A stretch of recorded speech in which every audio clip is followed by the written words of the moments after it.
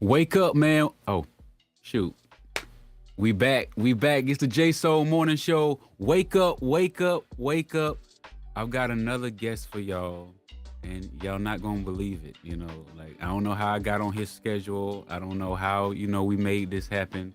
He's very expensive, you know what I'm saying? He don't have that much time. He's produced records like Commas for Future, She Twerking. He done kept you on the dance floor. He's been on the radio, and he's a really good friend of mine, man. I like to introduce y'all and present to other people DJ Spins. What Yo, it do? what's happening? What's My boys in happening? the building. They going crazy. Spins is in the building. What we The got? Spins 808. Spins, the Cashmere Collective, like the whole thing, man. Yeah, man. All that. How y'all doing? It's all good. Tell the listeners where you are today, man. Man, I'm in Atlanta right now. This is the place I call home. Mhm. So, yeah, I'm kicking it right now. You know what I'm saying? The sun's shining. It's about 75 degrees outside. It's a beautiful day.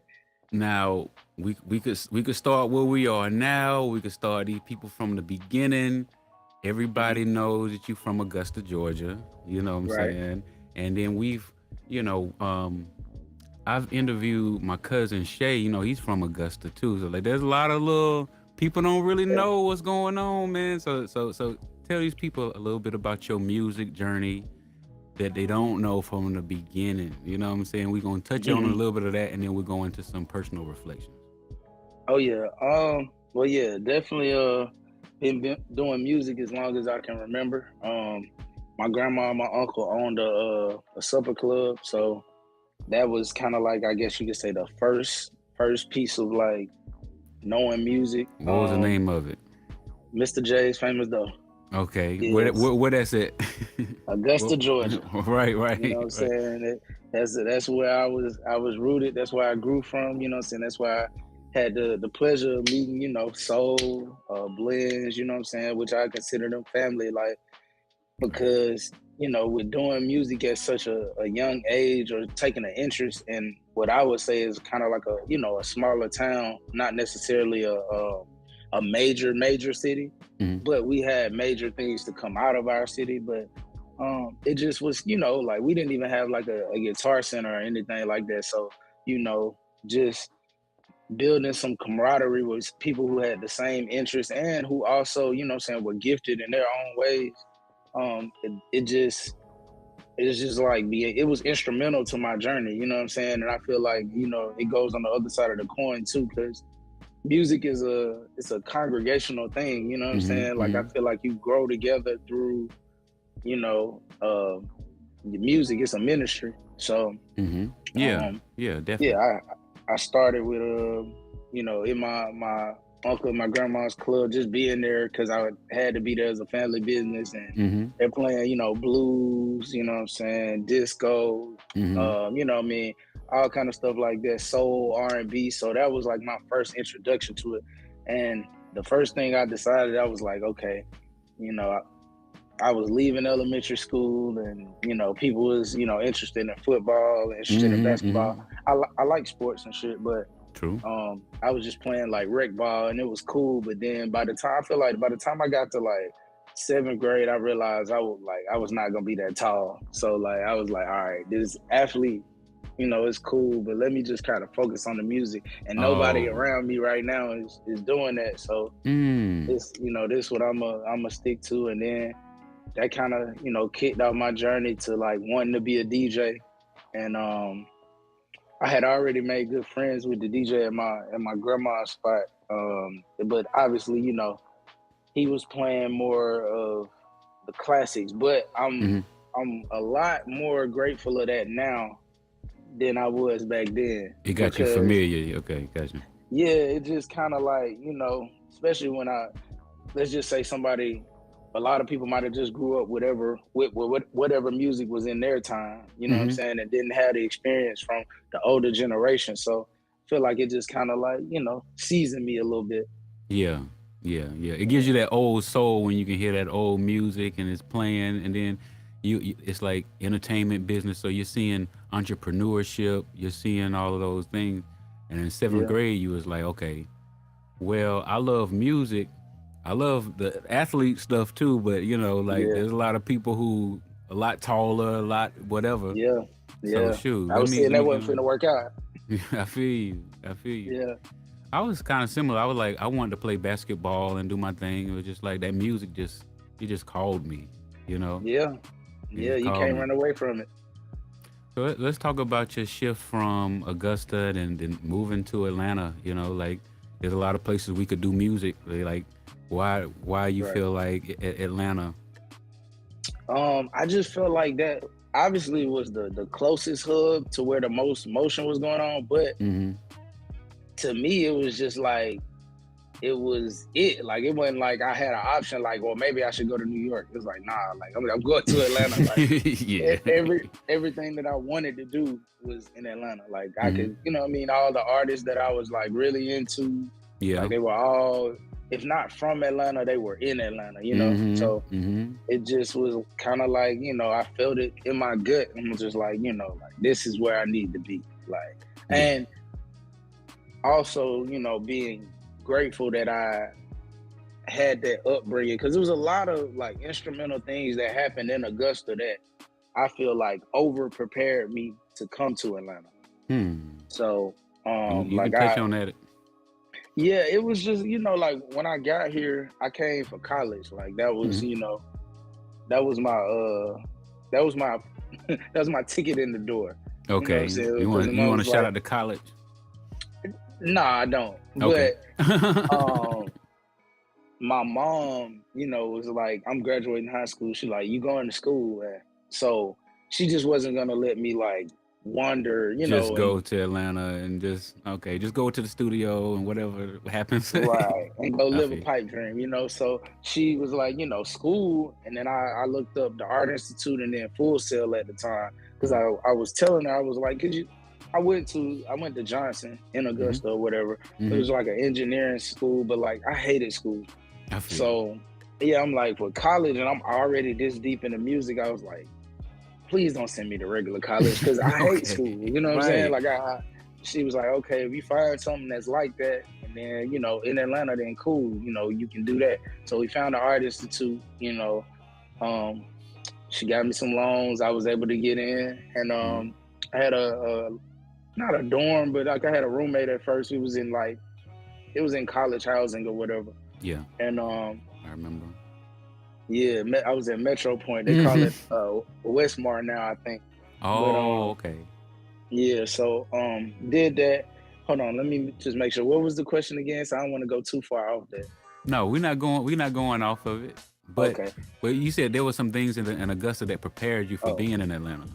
yeah, for sure. Okay, so yeah, like all right, when I want to say, mm, I think I was in like I had started high school already, and then I realized that Foxy Mhm. was DJing at The football the games yeah, the on game of Friday. the week. The Yeah, game of the week. yeah. So the thing was, it was like I had got my mom to give me like some cheaper CD players, you know what I'm saying, or like some DJ equipment, but they had CDJs, Yeah, you know what I'm yeah, saying. yeah. So it was just like I gotta get. I'm hooked. Like I was a fiend. That was the dope. I needed to get to that. So I Mm-hmm. started going out there every week, and True. over time, Ron Thomas. It's just I always got to salute Ron. He Mm. ended up giving me an opportunity Right. to DJ on the station. Or at first it was commercial breaks, and then he gave me an opportunity to go live, and then that ended up with me having a show. But that by having a show and having like mentors, because it was actually a lot of good DJs in Augusta, Mm-hmm. and I feel like when I came to Atlanta, not to say there weren't good DJs, but as far as technically skilled, like when it comes to hands, like you know, like the sessions when I come over your crib with me and Mm-hmm. Carl, you know what I'm Mm-hmm. saying? Like even B Dubs, Greg Nice, like we grew Yeah. up, you know what I'm saying, hearing very Listening skilled, yeah, they to was really very great skilled DJs. DJs. Yes. Yeah. Uh-huh. So when I got up here and then, you know, I was already cool with Scream and then we just kind of furthered our relationship. He looked out for me and got me a gig. And then when I got to, you know, like the spots and just went to the clubs, I was like, damn, like the music is pretty similar. It's slightly different, but Mm-hmm. the like from what I used to like pride myself on when it come to like skills and like mixing, Mm-hmm. cutting stuff like that, I just felt like I was over prepared. You know what I mean? Like I Okay, was got coming you. into I was coming into the class and I had already read all the books. Right. You know, Yeah. maybe into different places to where people hadn't read the books or Mm-hmm. you know, gotten the techniques down. So I feel like that helped a lot in like me moving along quickly once I got up here because Yeah. I was well seasoned. There's been some people say, well, what does the DJ do type thing? Because but I think that kind of piggybacks on it because a lot of people don't know that there are skills when it comes to DJing and sound and how you cut the music, how you transition the music, how you read the room. So there's a lot Hmm. that DJs do, you know what I'm Yes, saying? And I yes, think that we do have to go back and put the respect on the DJ because they putting the little Tubi absolutely. movies on about the DJ. It's like y'all not telling the story. Not the You whole know, story. not the whole story. So that's what I think this is important. You brought up Ron Thomas, you know what I'm saying? We get to, salute people like him, My Yep, father was yep. in radio. He knew my father and he gave me an opportunity too. So shout out to you, Ron, you know what I'm For saying? sure. Gotta do that. And yeah, yeah. So like this is platforms where like the people who don't get mentioned or we forgot to get mentioned or like we move through the story and then we can come back and but we're going to be doing these a little bit more, you know what I'm saying? For if you sure. if you're interested, I want to get Spins back on the show because I know he's very exclusive, don't talk to everybody. Nah. I mean, man, with the home team, I'm always available. But Yeah, yeah, I don't like to venture out too much further than that because yeah, it's a lot of stuff I'd rather not concern myself with. yeah. What would you say is your like favorite things that happened to you in the music industry, like your highlights? Mm, man, it's kind of hard to say that for me because it's like I enjoy like every part of it, Yeah. and it's come with a lot of good. It's also come with some bad too, but I just learn to kind of like you know be appreciative of the journey. You know what I'm Mm-hmm. saying? And Mm-hmm. it's something that I can take from anything that happened in my life. So Yeah. um, I try to stay just pretty much even kill. But yeah, I've definitely had like great times, great moments. You know what I'm saying? Mm-hmm. Countless moments. You know what I'm saying? And I look forward to just still continuing to make them. It's just we just gotta live life, and that's kind of how a lot of stuff happened. I feel like yeah, I wanted to excel when I came up here, but it was more about just like indulging in my passion, Mm-hmm. Mm-hmm. and that's kind of just led me to some I guess you could say career highlights or whatever. Mm-hmm. Mm-hmm. But You, yeah, you, I just had K Major on the show, and he was like, my "Yeah, boy. shout out to people like Spins, helped me get some of my first placements, and was there for me when I didn't even know what was going on." Yeah, yeah, And yeah. he was like, I saw Spins in the club. He was like, "Yeah, I want to." He said he wanted a beat from you. Oh, he was like, "Yeah, Hmm. you said 7,500. Talk to my lawyer." I was like, "Okay, Spins had it down, pat from the Man, yeah, I beginning." think I was an autopilot back then, but like I said, my friends can get anything from me, so Yeah. it ain't and like that. That's how I like to treat it, because for me, I can say that I've never got a hit from just sending a beat. You know what I'm Mm-hmm. saying? It's always come from a relationship. You know what I'm Right. saying? A Right. relationship of me building with a person or artist or whatever and just Mm-hmm. kicking it. Cause we create and stuff like that's our art. You know what I'm saying? That's a piece of us. You know what I mean? So Yeah. like I know people some people treat it very transactional. You know what I mean? I'm not Right. really that type of person. Like Mhm. I just I wanna create with my friends, you know what I'm saying, and just make good stuff, great stuff. Right. Right. I Yeah. have noticed, like, if you just do music, if everybody just do music with their friends and just make great Yeah. stuff, like the people that's in your reach, Yeah. like you can come up with some really magical stuff. Yeah. And then, that's not to say that you can't meet new friends along the way either, you know? So Hmm. like, somebody you might not know now might become your friend in 2 or 3 years, after you actually built the relationship and built rapport with them. So Hmm. Hmm. I'm always open to, I'm never closed off, but I'm just, the industry sometimes will just be like, well, yeah, such and such is working, such and such is working, and I'm like, I don't know them people. Yeah, I feel you. Yeah, So it's cool, but I don't know. cause I'm like, and I don't know if I got this from you, but definitely like I've been around you, so and I know that this is something you do. It's just like you follow that gut, you know what I'm saying? Yeah, Follow the energy, just like yeah, if you ain't feeling it, it ain't gonna get felt. yeah. I'm out of there. Yeah, yeah. Out of there. So just trusting it. And then earlier you was talking about, it's the good come with it, some bad come with it too. You know what I'm saying? So Yeah. do you want to touch on any adversities you bounce back from in your Yeah. music journey?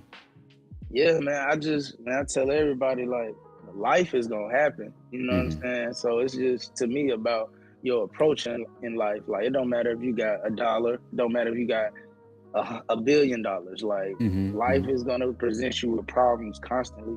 It's just what's your mindset? Are you a problem solver? Are you a excuse maker? You know Mm-hmm. what I'm saying? Like so I try to just fix my mindset to where I'm a problem solver, or I'm working to solve a problem. Like if it's something that, you know, confronts me, it's like, okay, I might not get it on the first try, but I'm gonna work to solve the problem. You know what I Mm-hmm. mean? And Mm-hmm. I just tell people that all the time because on the outside looking in, people could just look at your highlight reel and feel like, oh, okay, it's sweet, everything, and then on the surface, Instagram, social media, most people are only gonna post their highlights. You know what I'm Yeah. saying? So Yeah. it's just I would like to tell everybody I feel like it's a mindset that you go through life with. Just be a problem solver. Work to be Mm-hmm. a problem solver, and then it won't be no problem. It won't be no problem that you can't overcome. Right. And Right. So. and like I think the problems kind of like build character. Mm-hmm. Mm-hmm. You know what I'm saying? Definitely. It's just like a rich person who never had to work for anything usually tends to not have as much character as somebody who worked for everything they got. Mm-hmm. Mm-hmm. So I love that part of it too. Like what I'm saying, I put some bricks together to get here. Like it wasn't just I was born with a silver spoon. Like what I mean, we got to put some Right. work. Yeah. Yeah. Now you definitely been putting the work in, man, and like you said, we have to learn from the things that it ain't always sweet, it ain't always the best. Like you could have the Yeah, number one song, but then now you got a traffic of people who good and a traffic of people who bad. Because you yeah, have more and visibility. and also like let's just say you can get a number one song, and then the same day you get the number one song, your dog died. Yeah, You know what I'm saying? Like it be stuff yeah, like that. You know what I mean? People mm-hmm, be thinking in the just the professional realm, but it's like shit. Everybody got to live life. You know what I mean? Everybody got family. You got yeah, all kind of stuff. And like I said, life is going life, man. From what mm-hmm. I've been saying, it's just about how you graze through. You know what I'm saying? And how you deal with it. Got it, got it. So you got a couple of companies, Tune Freak, Cashmere Right, right. Collective. Talk about the formation of these companies and what's coming up. Okay, yeah, nah. So Tune Freak Recordings, that's my independent label. Mm-hmm. Um Probably been working on it maybe close to 10 years now. And you've been a very Mm. instrumental part of Tune Freak, of just helping me and helping me build it. So I'm very grateful for that. But it's kind of like a space where I release like my art as Mm-hmm. far as like my artist work, Yeah. my friends' artist work, you know what I'm saying? Mm-hmm. So anything that I'm kind of behind when it comes to urban music. Mm-hmm. I've been releasing it under Tune Free Recording. So that's an ongoing process. Very, very grateful for that. And just Mm-hmm. to have that outlet that I built and, just to share my art with people. Mm-hmm. Just because I feel like more people, and, rightfully so, were in tune with just my journey as a producer. So Mm-hmm. as I branched out into, my artistry, I feel like I had to create a space for it, and I'm still doing that, and very happy with the growth in it. Yeah. I gotta get me some more TF hoodies, man. We gotta Yeah, show up man. again with the TFs. Yeah, man. More vibe outs, you know what I'm saying? Working Exactly. on that too. Definitely working Yeah. on that. So Yeah. Cashmere Collective is another piece, which I'm very, very passionate in. Mm-hmm. And building that for maybe like 6 years, Okay. which again, you know what I'm saying, you played an amazing role in. Soul's on the first EP, you know what I'm Hey, man. saying? We released, like you said, 3 records this year. So Yeah. Cashmere Collective to me though is a community service project. And it's to me, I just my ultimate goal is to be a place where creatives can create, you know what I mean, and share their art with the world, whether it's music, it's drawing, it's sketching, you know what I'm saying, whether it's planning events or anything, you know what I'm saying, whatever your art may be. Mm-hmm. I feel like you're a part of the collective, you know. Gotcha. So yeah, that's it's been going good. I feel like we're entering phase 2 right now. We built the foundation, music and like instrumental wise, Mm-hmm. which is that's gonna continue nonstop. But now we're setting up events, you know what I mean, to start to get in the community and just collab with different movements and different people that we see spreading, you know what I'm saying, the light. So Right. yeah, that's basically in a nutshell what Cashmere is. I'm gonna be up in there, man. It's smooth, it's fresh, Yeah, and it's a balance. It's like you need the tune freak urban yeah. situation, like Right. racks, Yeah, for But sure. then you also, like you kicking it over here. You got the lo-fi, Yeah. and you feel, it feels luxurious. It feel like it got a good little thing to Yeah, you can water your plants, you know what I'm saying? it. Get you some work done, you know what I'm saying? Meditate. Yeah, it's almost like and I know that this ain't what we had in mind, but Lil Jon went from the crunk era. Now he's like, Yeah, like let's zen yeah, it out. Like let's get his yeah. focal balance. It's crazy because so many people hit me about they hit me about Andre first, you know what I'm saying, because they seen I've been doing the instrumental thing for like 5 years now, 4 or 5 years, and it's like, yeah, you see Andre's coming out with a flute album. I'm like, yeah, that's dope. Like I'm glad that these bigger figures are showing that you can grow and you Right. can do other things. So Mm-hmm. because the industry likes to try to categorize and put people in boxes, but Right. we're living beings, man. We go through phases, we go through seasons. So Mm-hmm. I'm just all about the expression of that. So I love, and I actually, Lil Jon is one of my favorite producers of all time. Part of the reason I do music. So Yeah. he was a heavy influence in my childhood, even though I never really got to, just meet him like that. But Okay. just from afar looking in and seeing, his impact. And to me, I feel like he's been successful in like 5 genres, like at least. Yeah. And Nah. even created, I think he even created like 2 genres, like, you know what I'm saying? So it's like, Bro, yeah, like, bless, man, for sure. you know what I mean? Yeah. So very, very, very influential. I always want to give him his flowers. For sure. For sure. Now, how important is like keeping positivity, in your mix and all of that, and in your energy as far as creating? Like, how important is that to you? It's very important, man. Like, it's, like I said, life is full of different experiences. So Mm-hmm.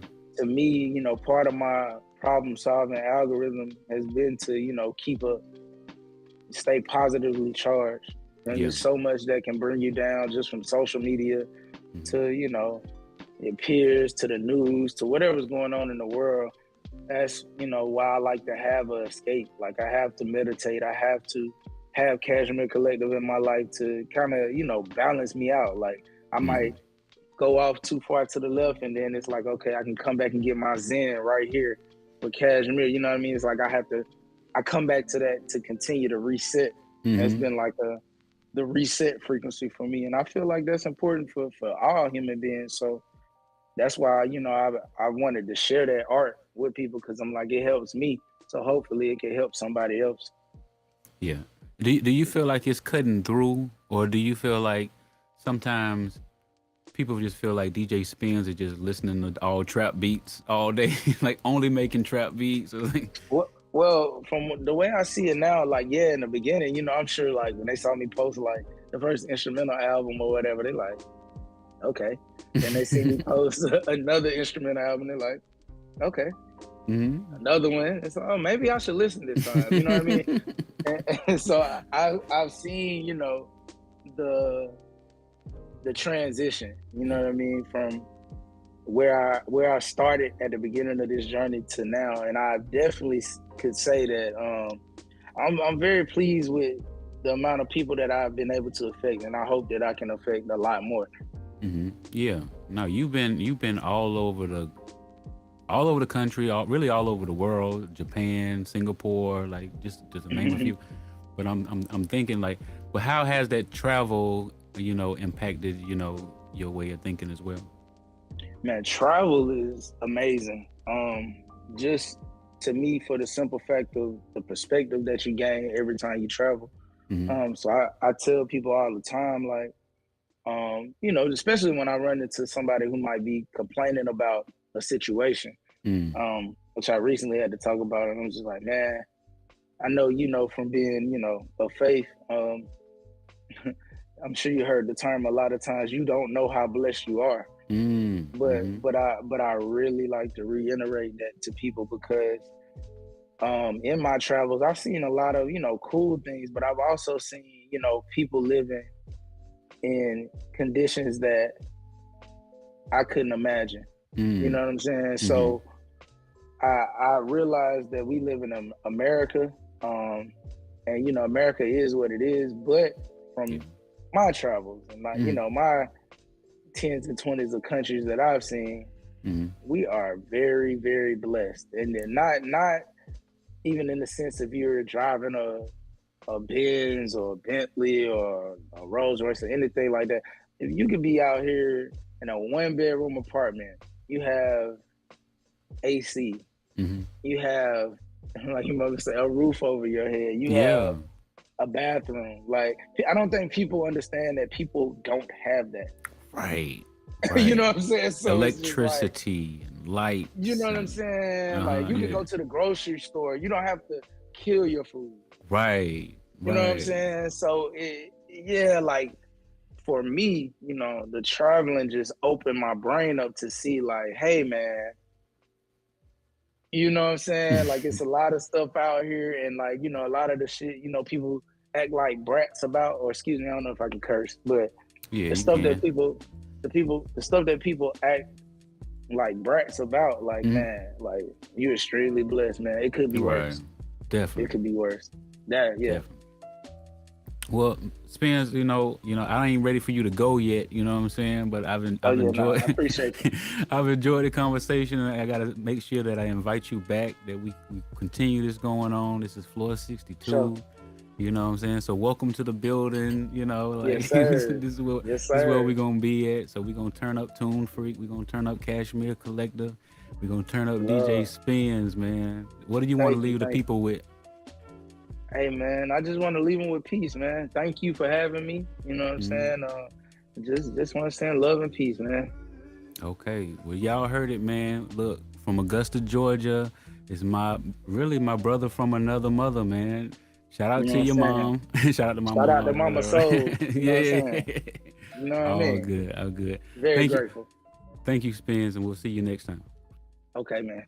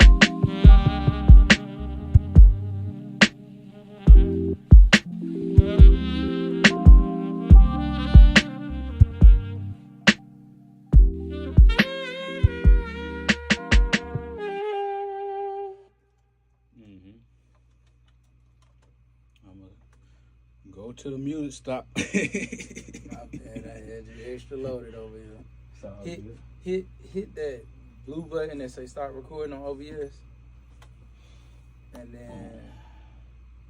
then hit the mute button on the other shit on the Grace on the Grace. See what we putting down here. That Grace, man.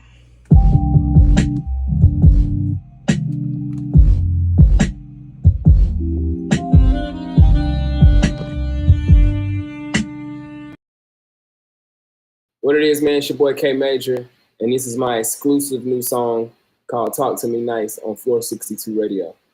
Let's go. Say what you try when you talking to me.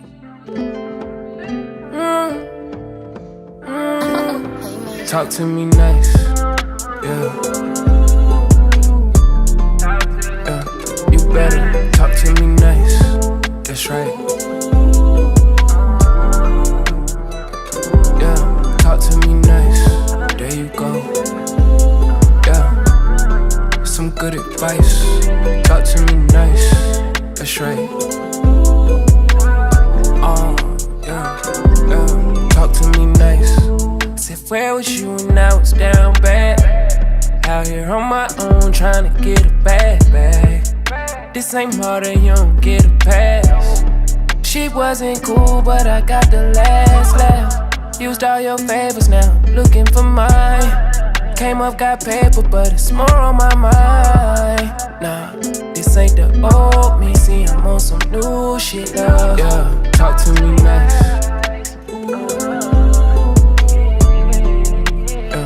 You better talk to me nice. That's right. Yeah, talk to me nice. There you go. Yeah, some good advice. Talk to me nice. That's right. Talk to me nice. Don't believe in karma, I'ma make you believe. Yeah, it's too late, I already took it too far. I was out here grinding when you told me to leave. You ain't have no loyalty cause you a runner. Gotta go hard cause my family need me. Nobody hold me down, this shit ain't easy. Who gon' be there when I fall down to stand me up? When you talk to me nice. You better talk to me nice. That's right. Yeah, talk to me nice. There you go. Yeah, some good advice. Talk to me nice. That's right. Talk to me nice.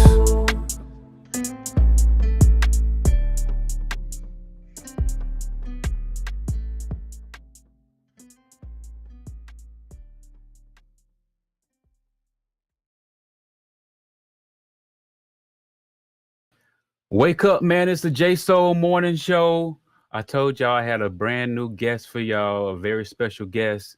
Man, he's from Cartersville, but he's been all over the place performing, writing for people like Future, Jacquees, some of your favorite people. I've worked with him, and I'm very honored to have my brother joining with me today, man. K Major. What's up, man? How you feeling? Where you at today? Man, I'm in Atlanta. I just got here. I've been traveling. I went to New Orleans to see my family. Like my dad, my sister live there.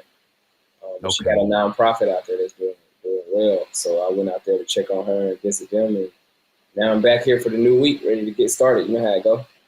Okay, you got a sister with a nonprofit in New Orleans? Yeah, so my sister has a nonprofit called Mission Rebirth. And she was previously incarcerated, you know what I'm saying, wrongfully accused but incarcerated.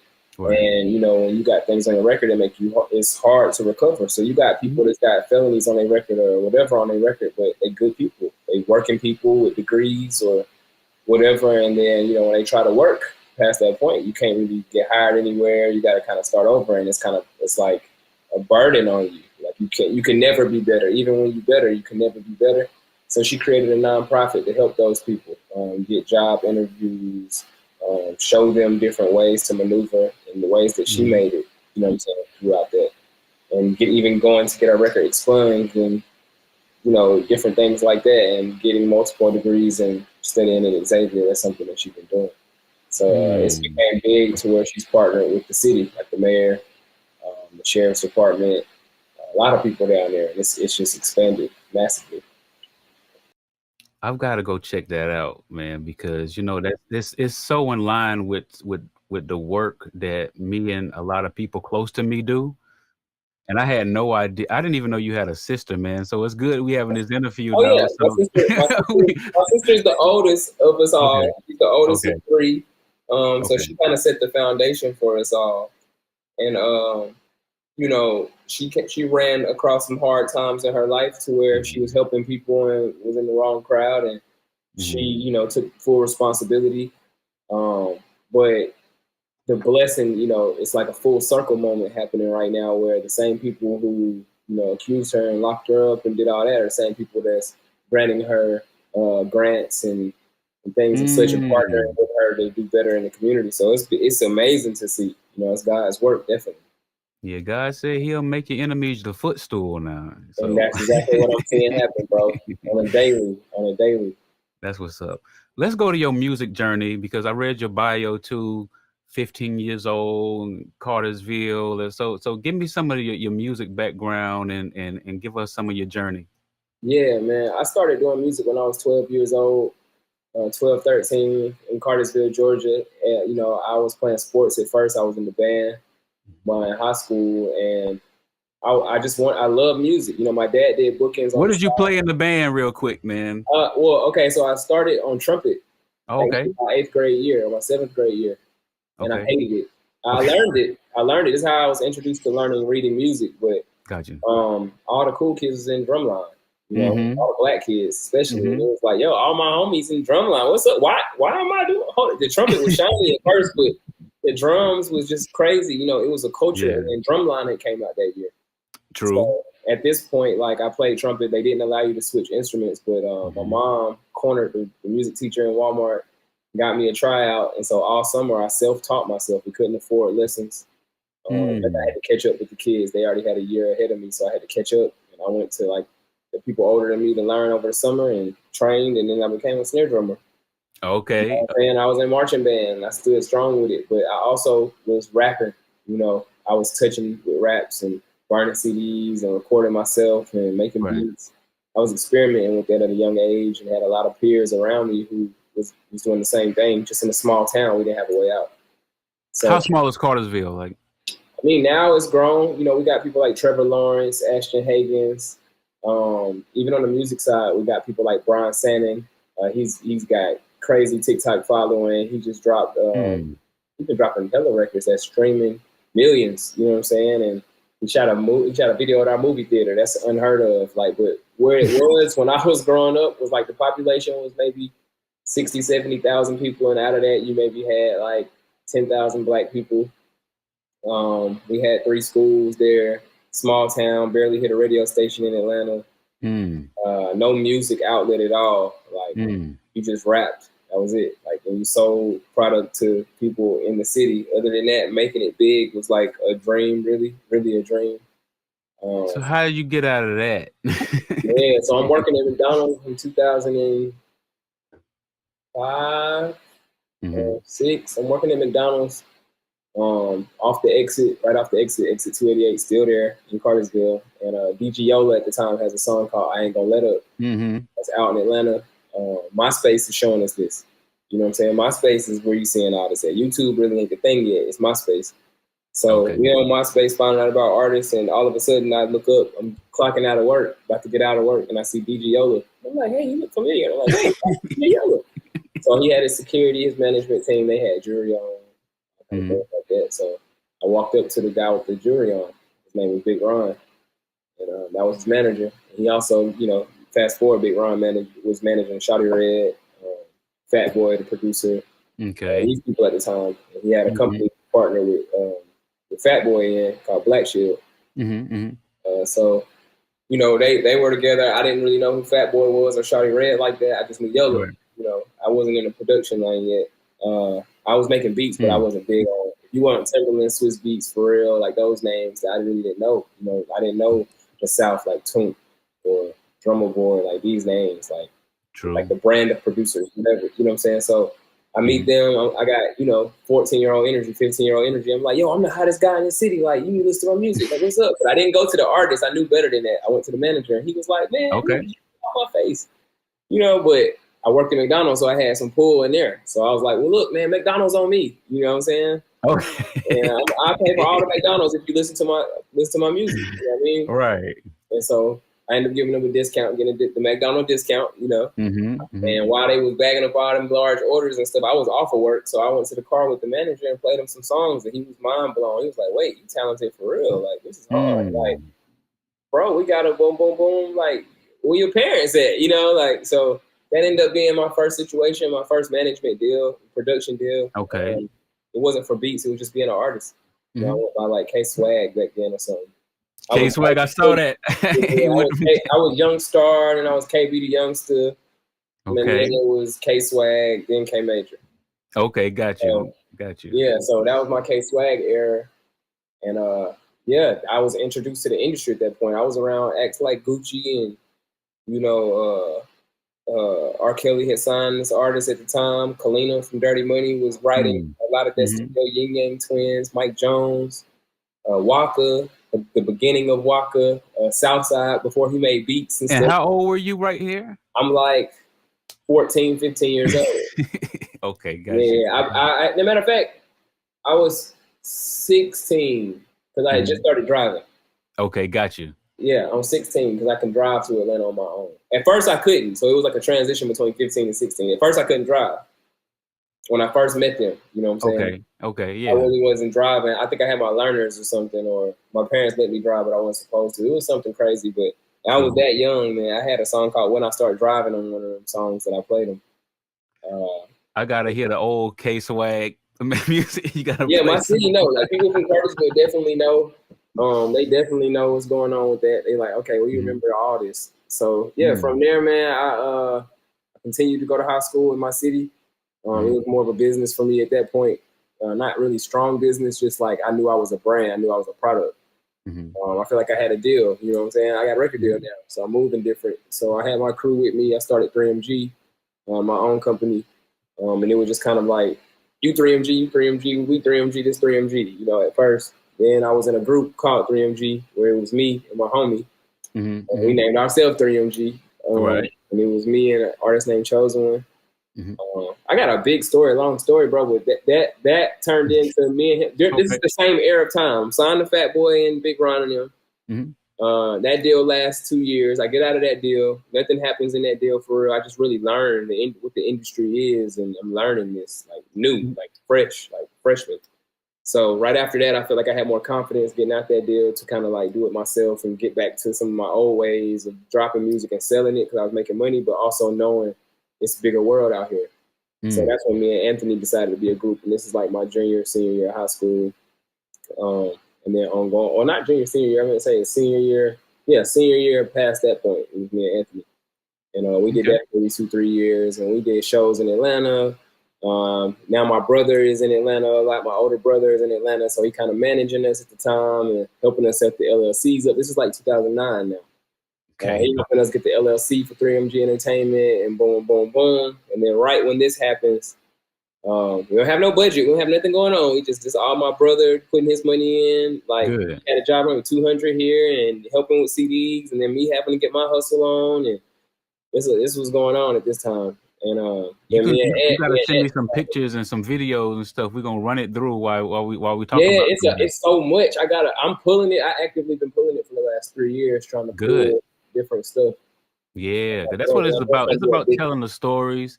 You know, nobody gonna tell our stories like we can tell our stories.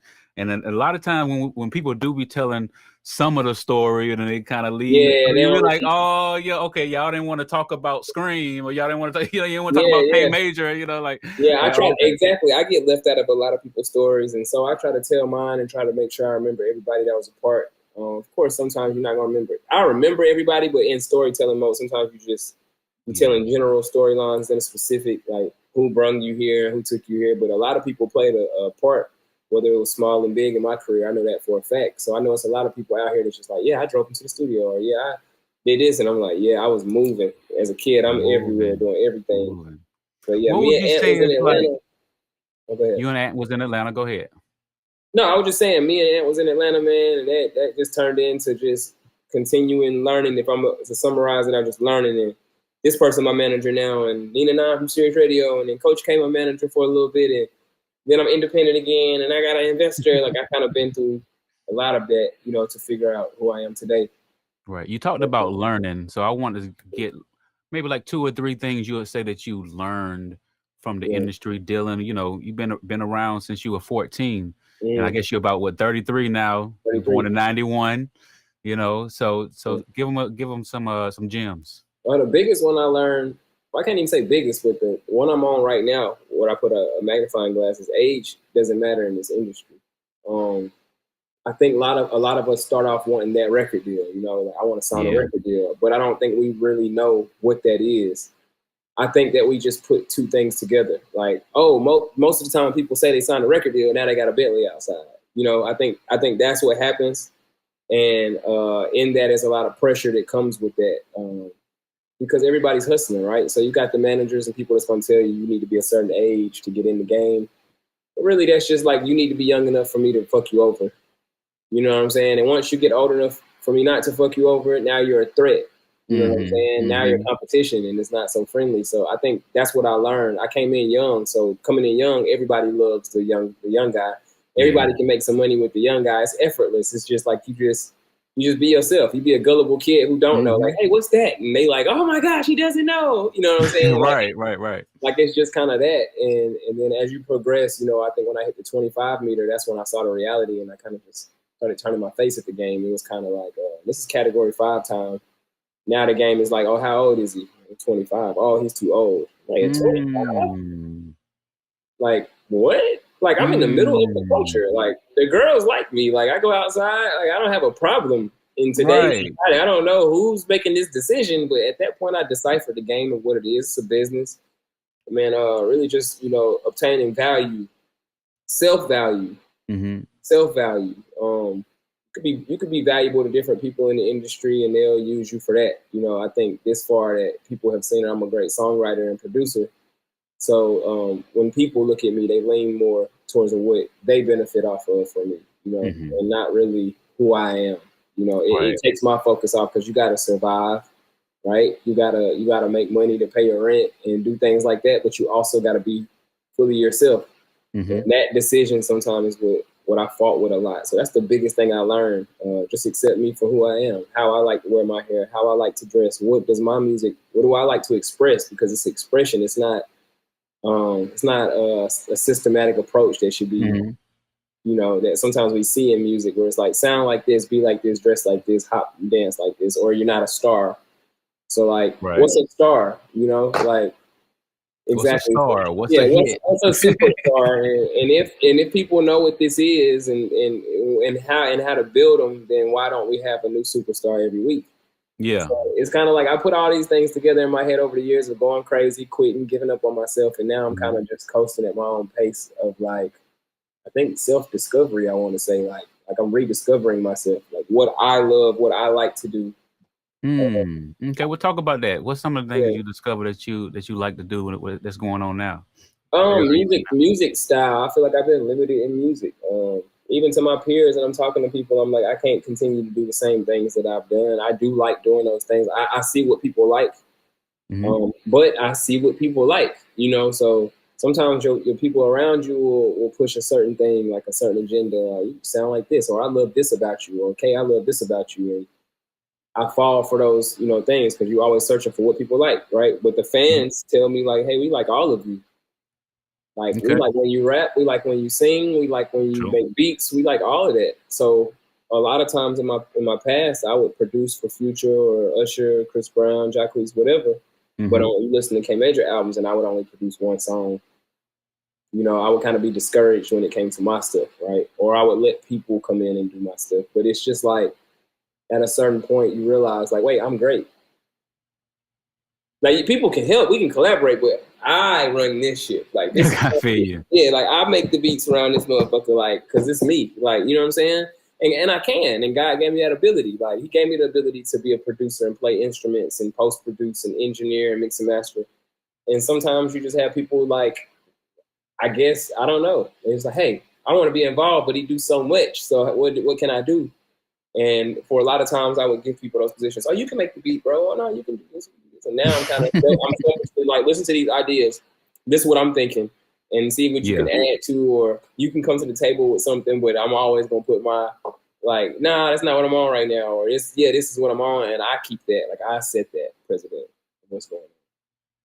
Tell me, and I like that. I like that, and I think that's what artists need to be for real. You know, like I think the freer an artist can be, and not being told what to do, or learn how to engineer, learn how to record, just learn how to write a B section, or like. Yeah, and to piggyback off that, I don't even think that is really like so much of that. I think it's more like my campaign right now that I'm on is men lie, women lie, right?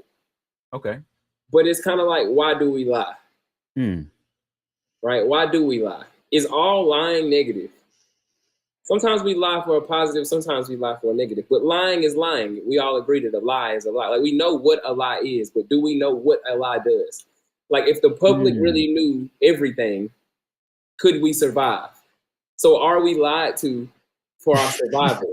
You know what I'm saying? And I say all that to say, like, in this industry, I don't think that people know how to decipher the truth and lies, right? Okay. And so, like, we don't know why the lie is being presented. And we need to focus on why the lie is there and not that it's a lie. Like, we can identify, we can feel a lie. We can be like, you lying, or that's a lie. I don't feel right about what you said. But can you decipher that that's a real lie? Or, like, can you decipher why that lie is present? Because sometimes you need to be lied to. You know what I'm saying? And so it's a conversation that I'm starting, man. It's just a conversation I'm starting. I think that a lot of people want to know why people lie. Women want to know why men lie. Men want to know why women lie. And then at jobs, we want to know why we lie to. As we survive every day, we want to know why we're lied to about the food we eat and the things that we do. So that's the campaign I'm on right now. Men lie, women lie. So what's your solution for this? What's like I said, I think that it's a balance of life. I think that it's gonna happen. I think that the person that even judges the liar is a liar. The person who judges the liar is a liar. Is a liar. Okay. In a way, you might just not feel like your lie is for a negative reason. I'm not gonna tell my mom this, or I'm not gonna tell this person this because I don't want them to crash out. You know, I don't want to tell people I got money because I don't want everybody asking me for something. You know, so every lie isn't just to misdirect in a negative way. Sometimes it's just for everybody's well-being. Because if you start asking me for too much shit, I'm gonna cut you off. So I'd rather just tell you I'm not gonna take you to have anything. We're just gonna act normal, right? And see how you really feel about me. Like sometimes within a lie you'll find the truth. So a lot of times, so I think that's what it is. I'm not saying it's okay to lie in every situation. I'm just saying that that's what the answer is. I don't think we'll ever find some answers as far as it being one thing with billions of people on the planet. It also brings up the question, what really is the truth? What really is the truth other than what we agree on? And that's the search. And that's the search that everybody is on every day. Is it true that you should work for yourself? Is it true that you should work for other people? Because both you survive and both you could pay your bills, but it's just like some people don't want Lamborghinis. Some people content with what they got and they'll go work a job and work there. My grandmother worked for 60 years straight, didn't complain. You know, because at one point black people couldn't even work all jobs, right? We were slaves. So having a job at one point was like, damn, hell yeah, we made it, right? And now in culture, it's like entrepreneurship is the new thing. And so it's like having a job, is that cool to have or whatever? But I think we're getting back to a point to now where people are like, yo, if we don't work, we ain't gonna eat. And robots got to replace us. So we gotta act fast, right? I think we're getting to that. So that's where we at with it, man. We're in search of the truth. And I feel like your truth is who you are. Your intention, your spirit, right? Like when the things that you do that you don't tell yourself to do. Yeah, your habits. Your habits, your peace, your happiness, your circle, your inner core, like nothing matters but what you feel in this in this space, I think that that's what we all searching for, and I think that that's the truth. The truth is, I don't like going to the club. The truth is, I don't even like hanging with y'all like that. Y'all don't represent what I represent. The truth is, I don't like doing this. The truth is this, but the lie is a survival tactic that we use to survive, and it's happening all around us. I see people that ain't really who they are, you know, but to make a little money, they got to be that, right? And at the end of the day, they just trying to pay their bills and make it to the next day. So I don't judge people. I just know that we have to live more in truth. Like, you know, and if we search for that within ourselves, then you'll find that a lot of things that you do, you don't even like doing. You're doing it for somebody else. Do it for yourself. You know what I'm saying? There you go. So you look at yourself and you value yourself. Like you said, when we got on the phone, you was like, yeah, man, I'm in a space to where I'm me, you know? Like this is me. Like, this is mine. This is me. This is what I'm doing. I feel good about it. It's my calling. It's what I'm going to do, and I'm going to do it wholeheartedly. I think that that's the energy that we all search for. That's right. That's right. Now, we've all had some adversity and things had to shift. You know, do you share something where you feel like in the music journey, this happened and then I had to like bounce back and, you know? Yeah, I think that I started to work with my idols. You know, a lot of my idols, a lot of people that I looked up to coming in the game for what they were doing, right? And then I learned like, okay, that's the PR version. That's kind of like we've only been told the positives, right? They covered up the negatives as much as they could. As many of the negatives as they could, they covered, but the positives is what we've seen out of people at the highest level. But then you get around those people and you're exposed to the negatives and you realize that we're all human. Like, we're no different. We're the same. So at that point, I started having, you know, it felt like a competitive journey with my idols. You know, where it felt like I don't have the cars and the credits and the nothing. I don't have any of that really. I'm talented. I love music, and I want to go here. You know what I'm saying? And if you can help me, I definitely want to be a part of that. And however I can help you, you know what I'm saying? Hopefully you see value in me to where I could be a part. But I feel like within my career and that I found a lot of jealousy, envy of the pure things that I have. My light, right? My spirit, my light. You can't break somebody's light. You can't break that in a person. You only can, the music is one thing, but who they are is another thing, right? So it's like, you might not play my song on radio, but my ability to socialize with people and connect with people, you can't break. I was given that from God. So, and sometimes that intimidates people, right? Sometimes that intimidates people. So when you in a room and you got too much light, or you got a personality that's big in a room, then a person with a small personality will look at you as an enemy, you know? Or they'll look at you like, I want to be him, and envy you, and that envy, jealousy, like they'll have those things instead of being motivated or inspired, right? You can't choose where people lean. So that's what I noticed at a certain point in my career. I think it was when I started working with a lot of my idols. So how do you navigate through that and still be able to be K Major?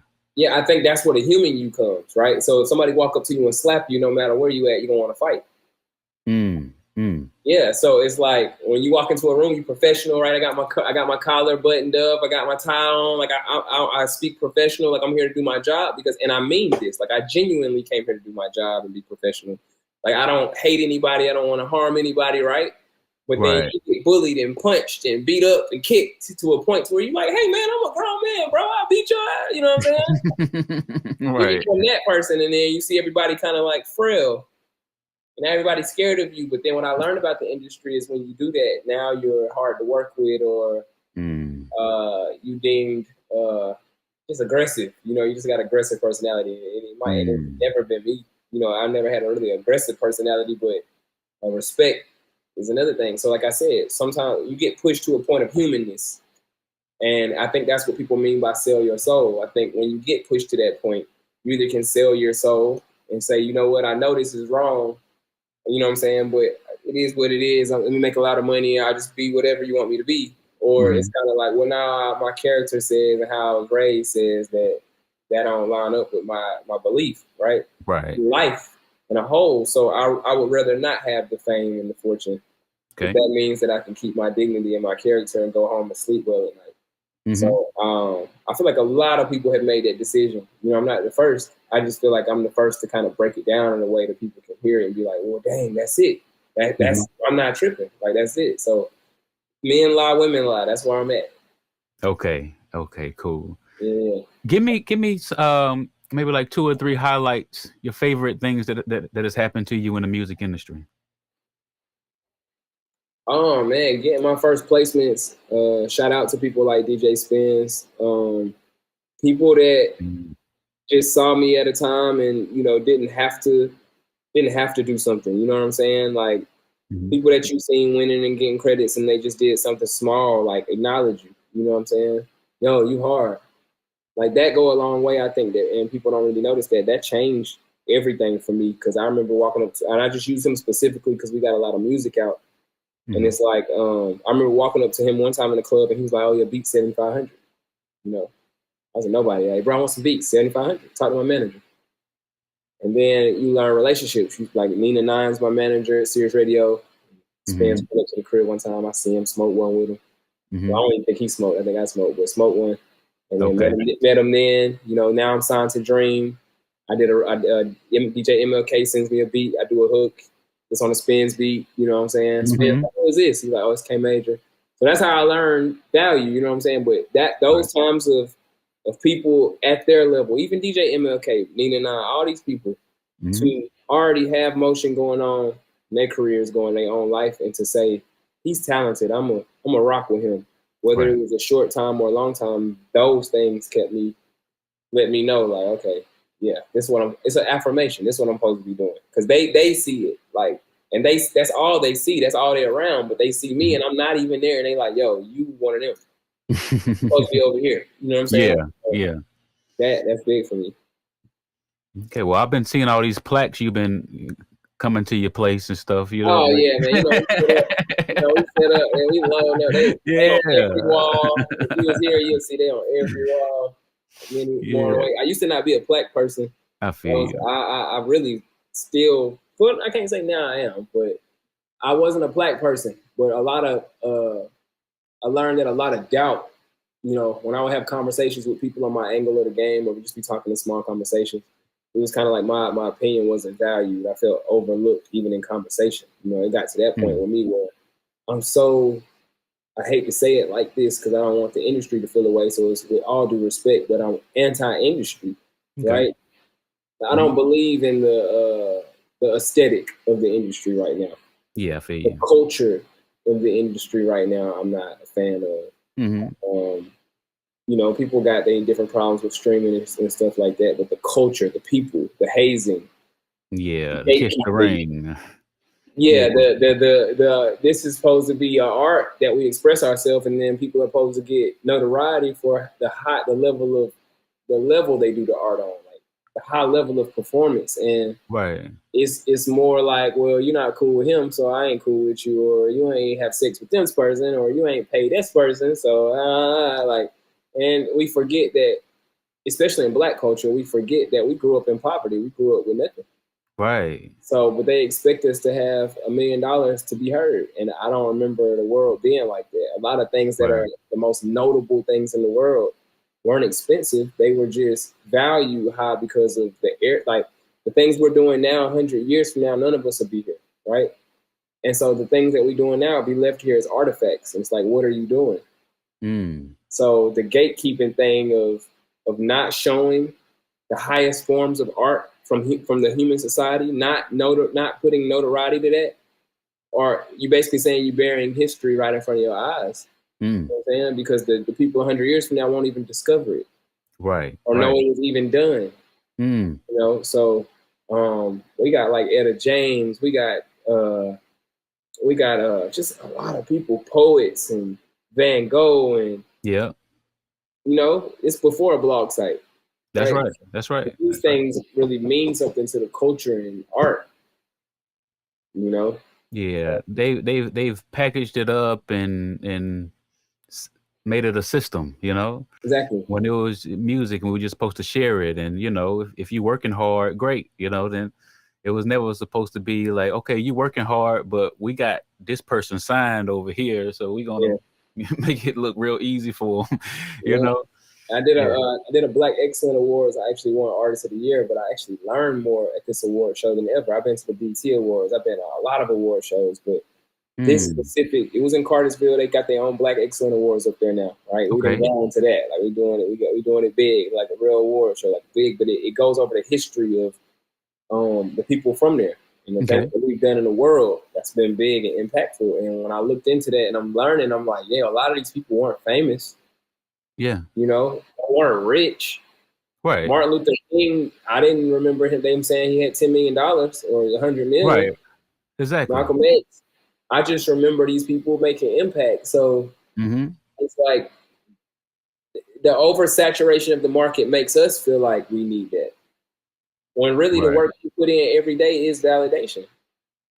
You don't know who you motivating, where you motivating them at. Like you doing a radio show right now. If I'm back to my 12-year-old self, or even me at this age, seeing you do it, it's like, dang, I want to, like, dang, bro, how you do that? Right? Right. You know what I'm saying? It's that, and you motivating somebody to be like, man, I want to be on radio. You don't know. That's right. That's right. That's beauty right. of the art. That's the beauty. That's the beauty. That's what keeps me going. Well, that's what's up, man. Tell these folk what's up with K Major. What's the next project, and how they can get in contact with you if they need to. Definitely. Follow me at K Major Music. Website The Real K Major. Yeah, I'm about to do a contest. So basically, the contest is like men lie, women lie. What's the biggest lie you've been told, right? And the best story that I see, I'm gonna choose like 13 people for a live event to come out to the studio, and we're gonna make a song based on the concept, right? So I'm gonna do that. That's what's coming up next. I'm gonna open that up to the public soon. I'm kind of wrapping my arms around it, my hands around it, my mind around how I want to do that. But I just want to start this conversation and get to the bottom of it, but with people, you know, and stir it up. Let's make content around it. Like, you know, I may give people a chance to get in the video, but I definitely want people at the studio to help me create it. I want to give them an opportunity. I want to open up my subscribers, my fan list, and my fan base, so we can start doing things together and curate events of this kind of energy, you know, this energy. So that's what's coming up now. I'm also putting out songs weekly. I got one coming out Friday called Talk to Me Nice. I dropped one last week called Compliments, and I dropped one a week before that called Nobu. Yeah. So I'm constantly just feeding people, you know, but at this stage, rather, I'm just making it make sense with what we really talking about. You know what I'm saying? So as we have these conversations, we creating the music, we putting it out. That's where I'm at. So look forward to that from me. Definitely subscribe on my website and on my IG. Look out for the posts, look out for the links, so you can be up to date on all that. We're gonna go. Okay, beautiful, man. And what do you want to leave them with, man? What you want to leave the people with? Floor 62 Radio, Floor 62 TV, man. Man, right here today on Floor 62 TV, man. Keep going. Believe in yourself. That's the biggest thing. That's the biggest message I can tell you. The world ain't gonna believe in you. It's gonna be people standing right beside you that say they believe in you, that don't believe in you, and you're not tripping. Just always believe in yourself. Search for the truth. Don't put yourself in positions you know you don't like it. Don't do it. You know, stay in your bag. You know, and grow in that direction. Search for new things. Yeah. Well, y'all just heard from K Major. You know what I'm saying? He's in the ATL right now. He got all the plaques going on right now, but that's just the beginning. It's just the beginning. And music coming out every single Friday. He's going to be tapped into Floor 62 Radio. I'm going to be tapped into the story, the contest, and all of it. So we going to see. Men lie, women lie. So let's see what's going on with it. All right. Thank you, K Major, man. You going to come back to the show, bro? Definitely. Appreciate y'all having me, man. Anytime. Okay, cool. Anytime. Cool. Well, take care, man. Thank you for coming to the show, and we'll see you next time. Man, love, bro. All love, bro. Come and take a shot tonight. Girl, it's been a long week. Don't spend no money. It's all on me. Taking pictures in the mirror. They gon' see what I see. 5'11" with your heels on, yeah. It's enough for me to feel on, baby. Girl, I love your smell. Girl, I love your hair. I love the things you wear, baby. I don't kiss and tell. We smoke in the air, baby. In the ATL, baby. We on Counter Road, yeah. Getting it all in motion. See, I don't like nobody in my section, and I don't like nobody trying to check me. I'm just trying to roll on. She just trying to hold on. So I don't even care. I just put my girl. Got her legs swinging in the air. Don't compare. She be creeping that well. She be lying when she tell you she ain't here. So we gotta hold, babe. Take control, baby. We can role play. Yeah, she don't want a man that can roll her. She just want a man she can grow with. She just wanna hold on. So I'ma let her hold on. Yeah. Come and take a shot tonight. Girl, it's been a long week. Don't spend no money. It's all on me. Taking pictures in the mirror. They gon' see what I see. 5'11" with your heels on, yeah.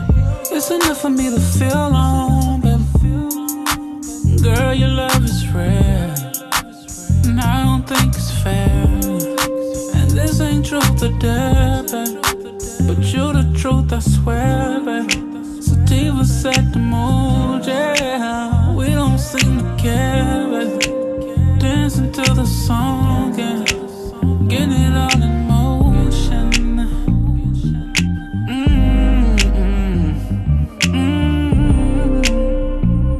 Getting it all in motion.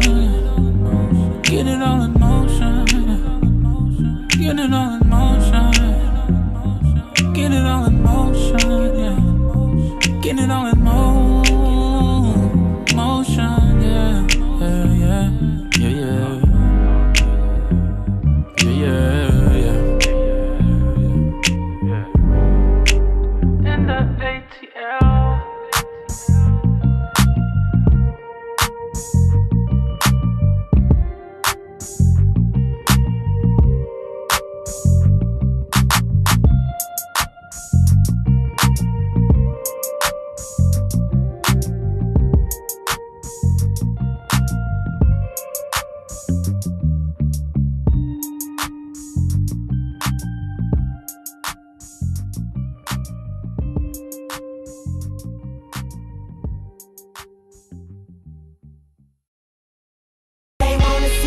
But I won't let them get the best of me. I'm gon' hold it down and ride it out into the death of me. You know I'm the missing ingredient that's in your recipe. Shouts out to my enemies. I'm Street. J.Soul. Baby boy, grand hustle boy, young LA. Swag on the running. Get them out, I be stacking, man. You know what it is, man? It's your boy KT, man. We out here in Oakland City, man. Showing baby boy love this stunt video now. The crew do it, nigga.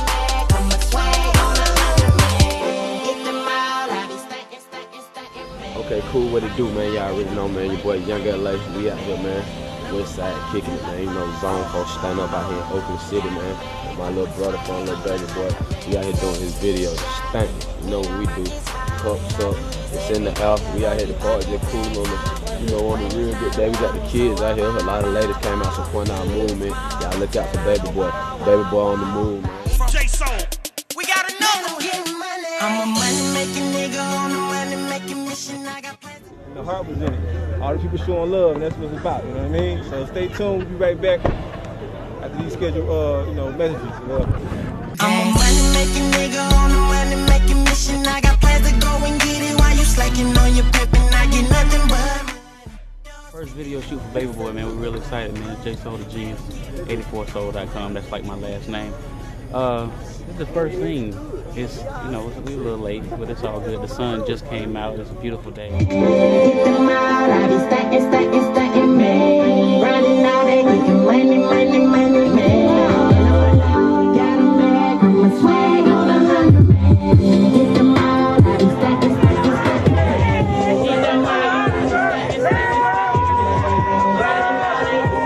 Bitch, I'm bossed up, lean in the cup, pull up to the dollar store.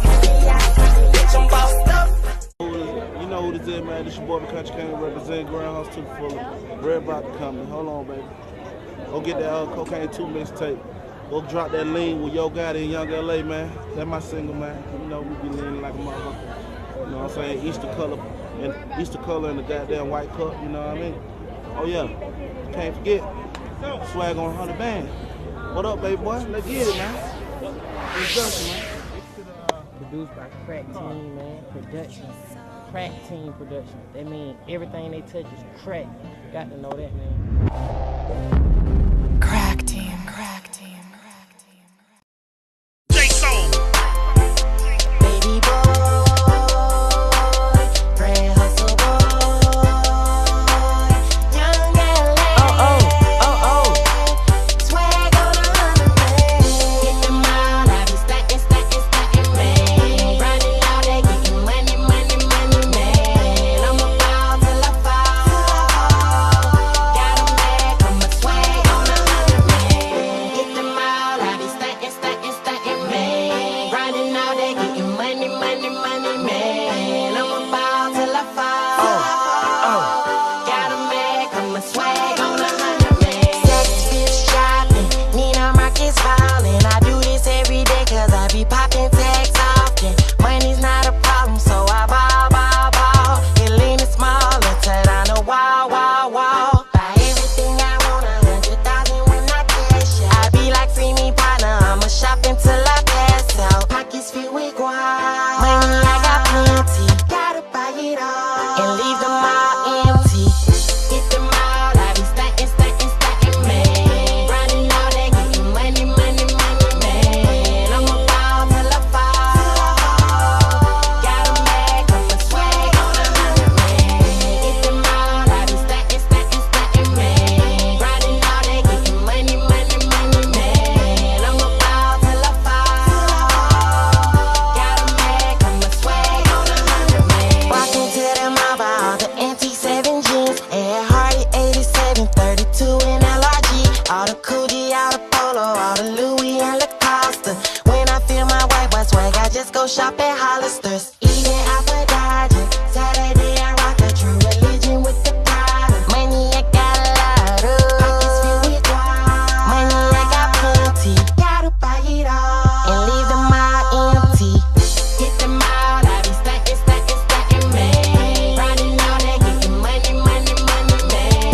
I'm about till I fall. Got 'em mad, 'cause my swag on 100 man. Get them out, I be stacking, man. Grinding all day, getting money, man. I'm about till I fall. Got 'em mad, 'cause my swag on 100 man. That what shawty do. Sound 60 cool. When I'm with the fam, hopping out the lamb. All I know is turn it up and all I know is play. G4, G5, all I know is J. When it bought that ass, that thing got shitted on the bed. 5-time team and I put that on my chest. Hottest in the city, I go hard on all the red. Fitting for a show and I ain't taking nothing less. Crosses on me everywhere like oh my God, I'm blessed. Fitting for a show and I ain't taking nothing less. Get them out, I be stacking, man. Grinding all day, getting money, man. I'm about till I fall. Got 'em mad, 'cause my swag on 100 man. Get them out, I be stacking, man. Grinding all day, getting money, man. I'm about till I fall. Got 'em mad, 'cause my swag on 100 man. J.Soul. Baby boy, grand hustle boy, young LA. Swag on 100 man.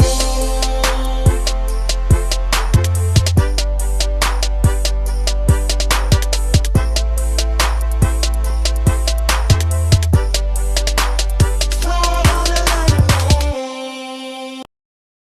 So tell me about your blog and your writing. Okay, well, It's called what's the name of it?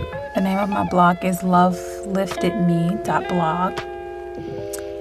And the tagline is becoming, unbecoming, and the thoughts along the way. So Unbecoming. And the thoughts along the way. Becoming, unbecoming, Unbecoming. and the thoughts along the way. And the thoughts along the way. Right. What is unbecoming? What does that mean? So I think sometimes we focus so much on becoming something when we are already who we are. And then things in life happen sometimes and they'll take us away or like mar the vision. And sometimes you gotta unbecome things that you said you were.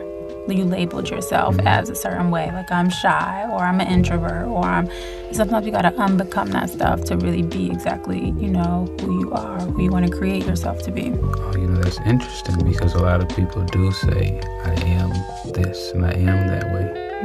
Yeah, but we're not fixed. Why do you think that's so common then since we aren't fixed? Why is that such a big secret?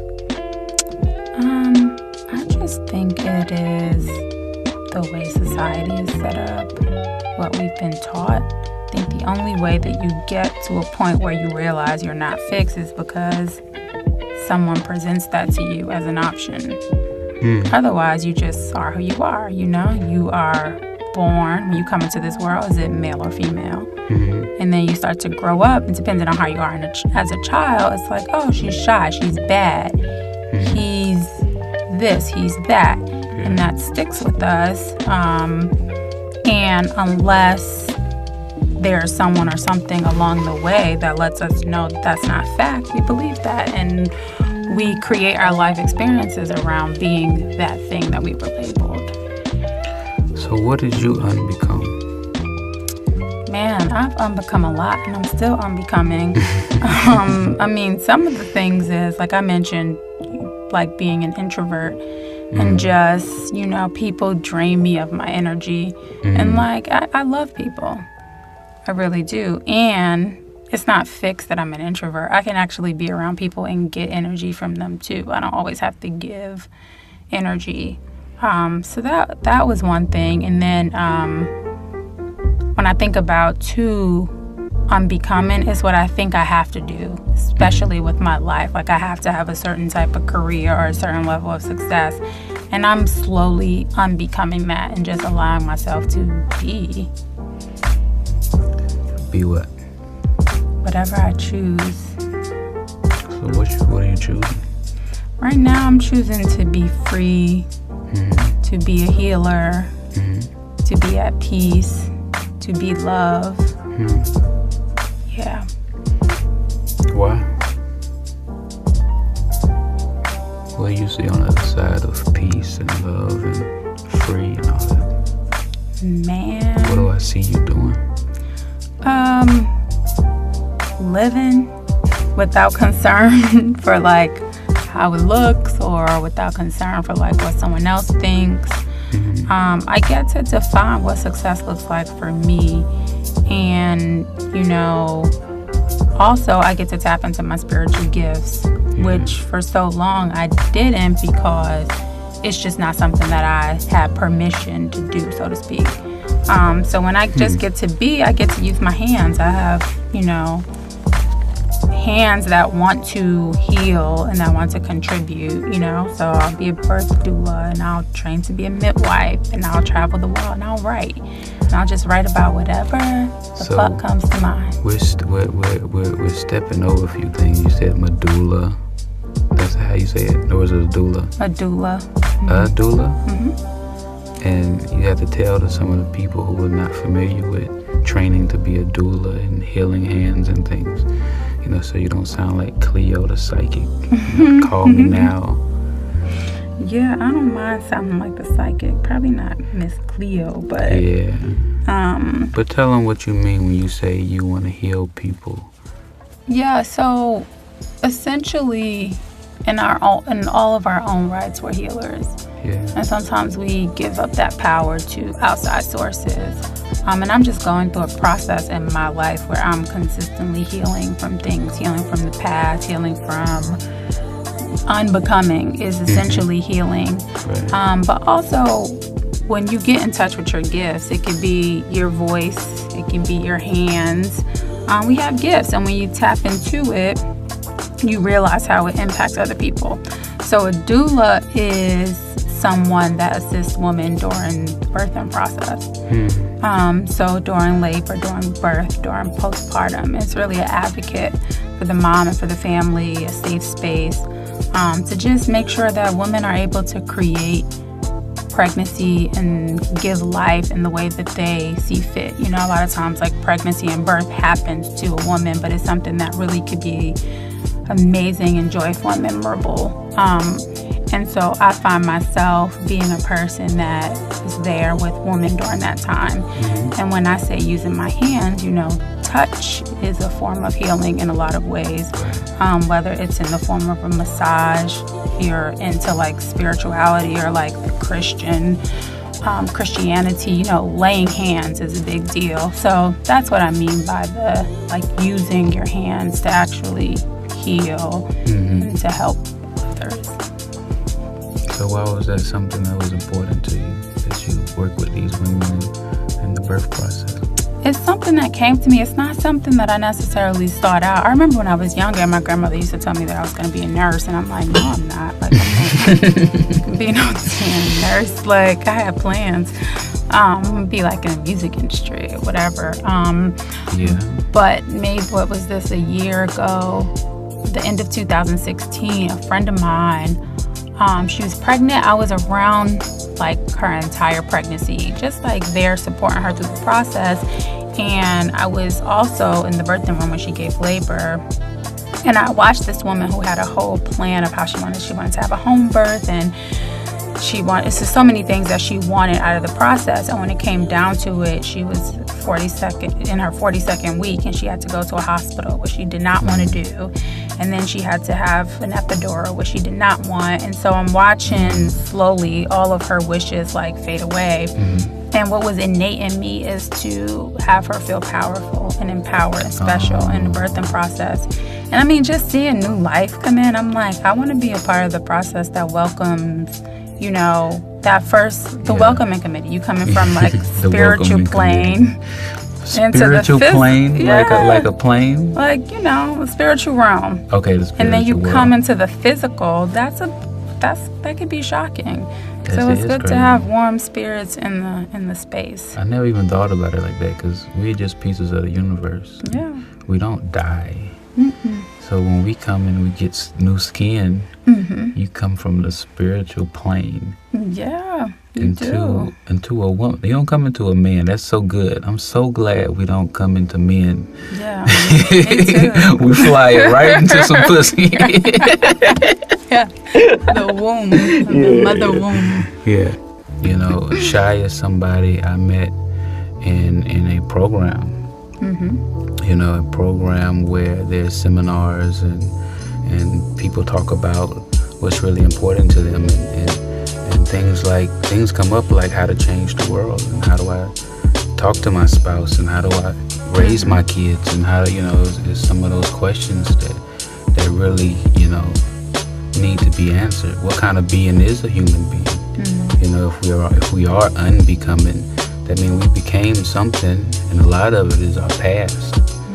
So we're some people who we're out to transform things and transform the world and transform, you know, mothers and people in the industry and things like that. So, Shia, before we get out of here, I want to know if you have any questions for me. Sure. So, since we were on the conversation of becoming and unbecoming, where are you on your path of becoming or unbecoming? I would say, because I remember I asked you, what did you have to unbecome? I had to unbecome lazy. I had to unbecome procrastination. I had to unbecome hating my daughter's mom. You know, I had to unbecome giving up in the music industry. You know, because all of those things, all those experiences and things, they become real good excuses of why to not do music or to not do art or to not jump in the booth. See, Shia didn't know we was gonna do this today. No, not at all. You know, she was talking about her headaches and stuff, and you know, she said she had a migraine. But you know, I figured instead of her watching me play on the piano a million times over and over, I said, why not get my friend and just get her thoughts and just get a interview of her life and what's important to her. And we're gonna be doing this. This is episode 1. This is the pilot. So I don't know, take them somewhere, Shia. Okay, but so Unbecoming, and you know, I gave up. I was gonna give up. I wasn't gonna do music anymore. Yeah. Because I've seen things in the music industry, and I felt like if everybody's gonna be a snake, what am I here for? Am I gonna graduate to be a snake just like them? Right. Like why is the rules set the way they're set? Then there ain't no rules. And ain't nobody trying to tell you the rules. And even if you have a lawyer, they're not trying to tell you the rules, but they're trying to get paid most of the time. Right. So what is your experience in the music industry? What do you do? So now it's like recently I've had like a career change. Wow.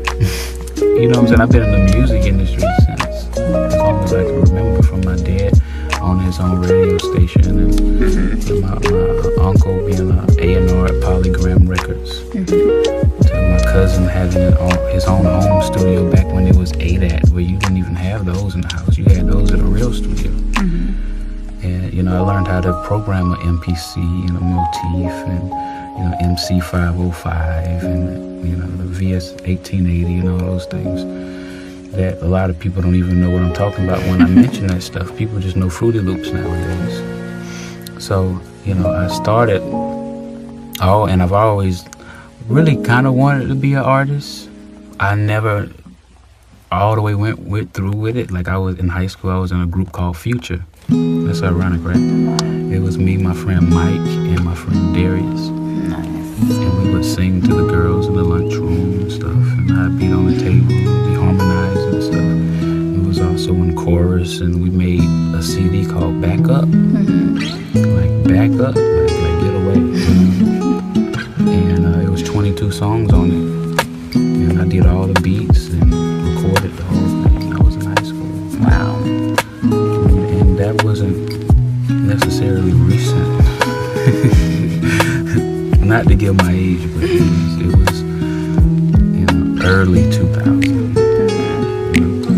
So we had that CD, and I kind of saw them, you know, kind of drift away from doing music a little bit.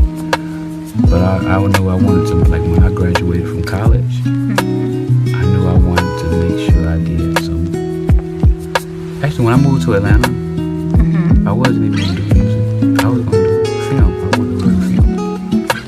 And I was going to work on my own music. But on the film sets, everybody I would meet do music. Everybody. Like, oh yeah, I sing. Why maybe that? No, because Atlanta, that was like the beginning of the boom in like film. Yeah. So like everybody, like there was a bunch of film jobs. Like a lot of people was there, didn't even know what they was doing. We were just on film sets. We just extra. We just, you know, like whatever, because it just, those were the jobs. You go on Craigslist, like, oh, you want to be an extra on Tyler Perry? Yeah, so I did that, $90 a day. You know, so I would always meet people. Like, yo, we do music. So I was just like, I need to bring my equipment to Atlanta. Like, I really saw the way then. Dope. So I've spent a lot of time working, you know, behind artists and eventually getting up to the David Banners and the K. Michelle's and the Janelle Monáe, Atlantic, and all the labels, and Drum and Thug and Uzi and all of that. You know. Yeah. So what do you hope to contribute to people or to the planet through your music? Well, now as an artist, like I really feel like I'm on the verge of really healing the world. And I know that sounds so far-fetched, but like nowadays we can remember like the call from Augusta to Atlanta was like 50 cents or 55 cents a minute or something like that. Do you remember like minutes and before unlimited, like calling cards and like now I can work with somebody in the Philippines. I can work with somebody in Germany in real time. Like we can really collab. And it doesn't take but one thought to reach a bunch of people. Because see, my real message is to rid your negative thoughts. Because when you have negative thoughts about yourself, people, your past, or anything like that, those negative thoughts really block your energy. And it blocks your blessings from coming in. You cannot get blessed when you don't love your sister and your brother, and you gotta forgive all those people that you feel like hurt you, you know? Yeah, to create space to create get whatever it is you want. To create a space. And I'm not saying that it don't hurt anymore or you don't have those same thoughts. But you just have to notice that when you have those thoughts, that, oh man, I'm having negative thoughts about Shia. Yeah. She didn't text me back yet. I don't like that. So instead of me thinking, Shia really don't fuck with me, evidently. No, Shia is busy just like I am. And I'm just feeling the same way people feel when I don't text them back. Right. Burrows! Oh shit, damn. Like, have you seen my thread? If you see if people saw my phone, they would get it. They wouldn't bother me so much. They'd be like, okay. But I really do. I'm not somebody with a bunch of missed calls that aren't returned. I'm not somebody with a bunch of voicemails that aren't returned. Right. You know what I'm saying? Like I really get back to people, even on like Facebook and Instagram, and I accept those messages. You know what I'm saying? Just because you never know. Yeah, you gotta stay connected with people. You gotta stay connected with people. Yeah. So that's where I've been at. That's really what I want to give the world, to rid your negative thoughts and love people. Awesome. Yeah, that's what my song "Free" is about. Okay, tell the people where they could hear that song. Look, go to thomasburrows.com. ThomasBurroughs.com. That's where you can find most of my music. I got some music on Apple Music, Spotify, and shout out to all those guys. But big shout out to Tidal, because they pay the most. Word up. Shout out to Tidal. Tidal pays a lot. They charge the most too. So, maybe one day I'll get a subscription and maybe they come down on the price. I got a Tidal subscription. So I'm going to be borrowing Shia's password. I got you. But I have heard Tidal. They actually sound the best too. Yeah. It sounds the way I created Tidal's it. Good. Yeah, it's just, just a lot of money, Jay-Z. Come on, man. I know. You're when rich. I decided to stick with Tidal is when I listened to 444 and Jay said, what I look like drinking Belvedere when Puff got Ciroc. And I was like, you know what I look like with Apple Music when Jay got Tidal. So I switched over to Tidal. You successfully brainwashed us. Good Jay-Z. job, Thanks, Hov. B12, C12. C12. Thank you guys for listening. This is Thomas Burrows. Yep, and this is Shia. And this is our show. Thank you so much for listening, and we'll see you next time. Peace. Loveliftedme.blog. Check me out. Loveliftedme.blog. Check Shia out. Stay lifted. Stay lifted.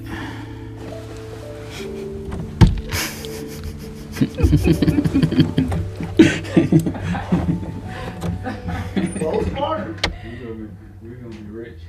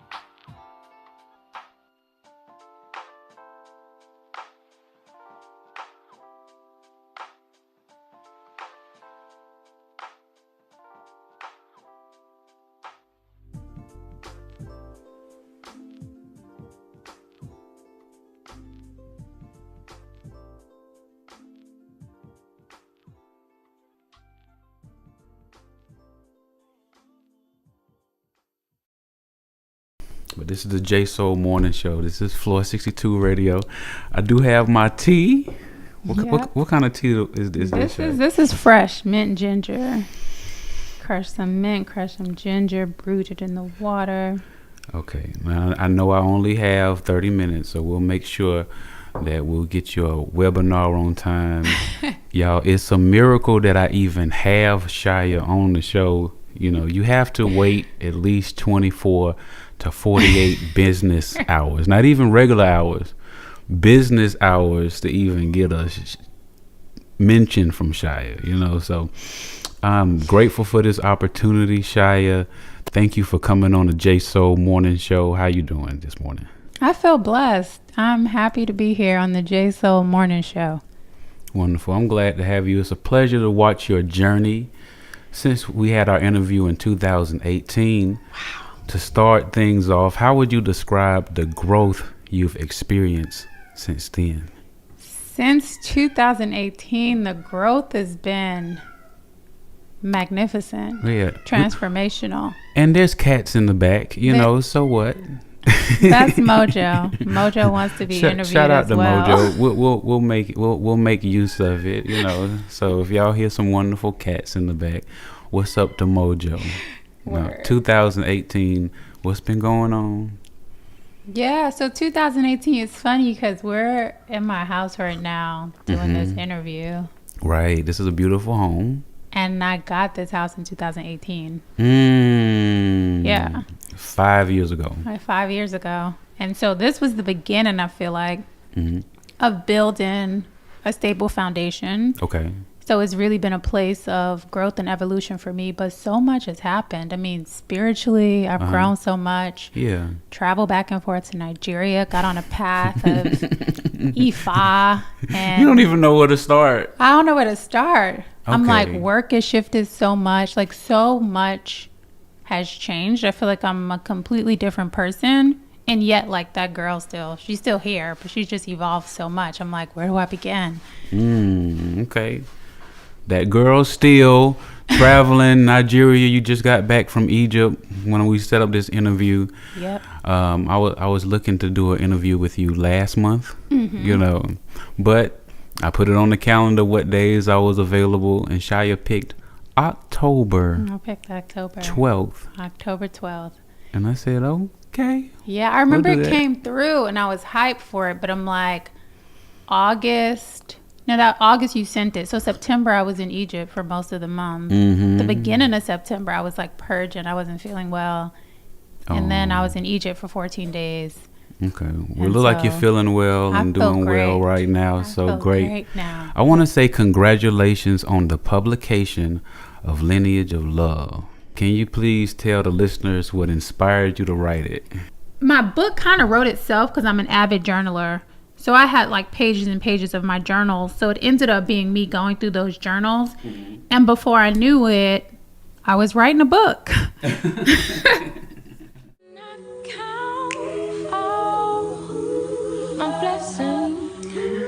I had written in 6 different journals, the pages and lessons spanning many cities and locations. I wrote under the trees in Atlanta, Georgia, and on top of mountains in Cape Town, South Africa, across bridges from Brooklyn to New Jersey, in the clouds while traveling cross country, at the foot of the ocean in Malibu, on the floor of the temple in Lagos, in between sips of tea in London, under the rising sun and the sounds of chanting prayers in Istanbul, in a treehouse in Mexico, and on the grass in Washington, D.C.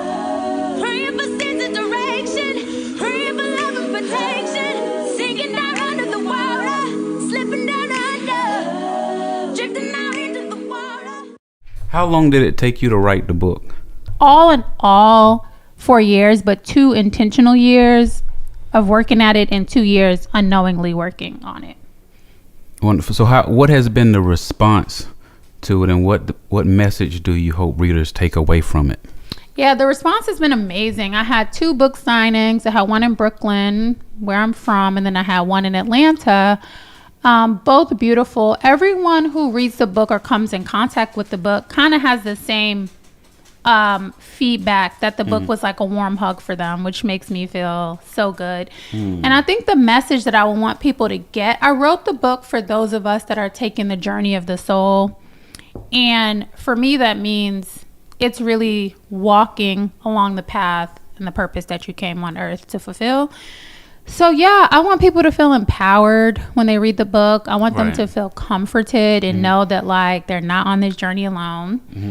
And I want people, the book is called, right, The Lineage of Love. And I say it's an ode to the ancestors, to my ancestors for sure, who helped me write the book. But I want people to also tap into their lineage and to their ancestors. So yeah, I want people to be left with a lot of questions, internal questions, and then feeling supported. Looking at the book, reading the book, I do feel real personal with you. Things that you know, wisdom, you know, the way that you write, it's very inviting. Even before you had this book out, I would read the blog. Yes. Love lifted me. Mm-hmm. .blog. Yes. See, all that's from memory. That's not even in my notes right now. You're but day one supporter. Day one supporter. When you got your house. Right. Now you're traveling to Egypt, going back and forth to Nigeria, writing the books. Because even in that 2018 interview, you said, I'll write and I'll travel wherever I want to go. And like, I'm seeing that happen for you right now. How did your own experiences and travels influence the narrative of the book? Yeah, so my travels and experiences is the book. That's the book. It's really, like I said, it's a lot of journal entries. And I find that for me traveling, I've always, and earlier today, I went on a rabbit hole on my own Instagram page because I was looking for something. And I'm like, man, I be traveling. It didn't really hit me till I saw like how many places I've been. Right. But for me, traveling is transformation. It's evolution. It's an opportunity for me to experience myself newly, to experience people newly. And every time I travel, I never come back as the same human being. And so when I think about the lineage of love, a lot of my experiences were shaped by my travels. I talk about my first trip to Senegal and how that completely blew my mind as far as like religion and spirituality is concerned. When was the first trip to Senegal? It's 2013. Okay. I went to Senegal, which actually this is a sorry, Mojo is literally like Mojo's all in the mix he's in the right mix now. yeah. Like I'm dodging the mix. cat while she's talking. Like, so anyway, so 2013, this is a common point for us. I actually went to Senegal with Estelle. So Estelle has a foundation called the All of Me Foundation. Okay. And at the time I was working in the music industry and the management company managed Estelle, and she had this brilliant idea to take these kids from Watts, California to Senegal, where she's from. Right. And so I ended up being on that project, and it was amazing from start to finish, like getting the kids their passports and all that stuff, all the way up to getting them to Dakar. But yeah, so that was 2013, and that trip opened up so much for me. And I wrote about it in the book too. But yeah. Wow, that's beautiful. So we was talking about Senegal. We were talking really about all your travels and how all that inspired the book. Now you're also a birth doula. Yes. And you were the first person to ever tell me about a birth doula. I didn't know what this was. I didn't even know how to pronounce it before. But that's very personal and it's very profound. And just let the listeners know, the ones who haven't heard our earlier interview, what drew you to that profession. For sure. So yeah, when we talked in 2018, I had just began my training as a doula. I had a friend, actually a mutual friend of ours, who was having a baby. She was intended to have a home birth, and she asked me if I'd come to the birth and support it. And long story short, the birth ended up being a hospital birth, to which I came to. And when the baby was born, something just like came over me. Like I couldn't even sleep that night. I was like, what was that? It was such a meaningful experience for me.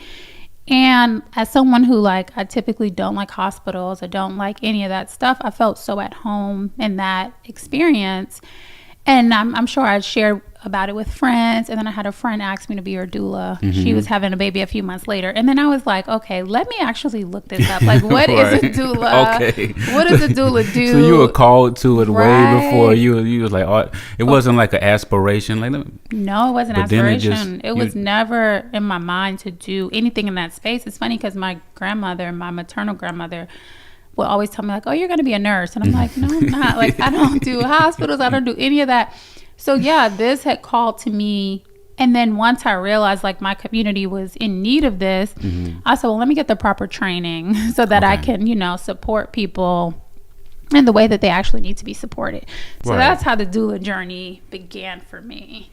And also for those unfamiliar with the role of a doula, can you explain the significance in the birthing process? Yeah, absolutely. So your doula is your advocate. Your doula is one way that Latham Thomas, who trained me in doula work, explained it to us is like your doula is an event producer in so many ways. So if you look at your birth as like this event, this moment in time where life is coming from the spirit realm into the earthly realm, where moms are on the brink of life and death, when the baby's on the brink of life and death, your doula is that support person. It's your emotional support person.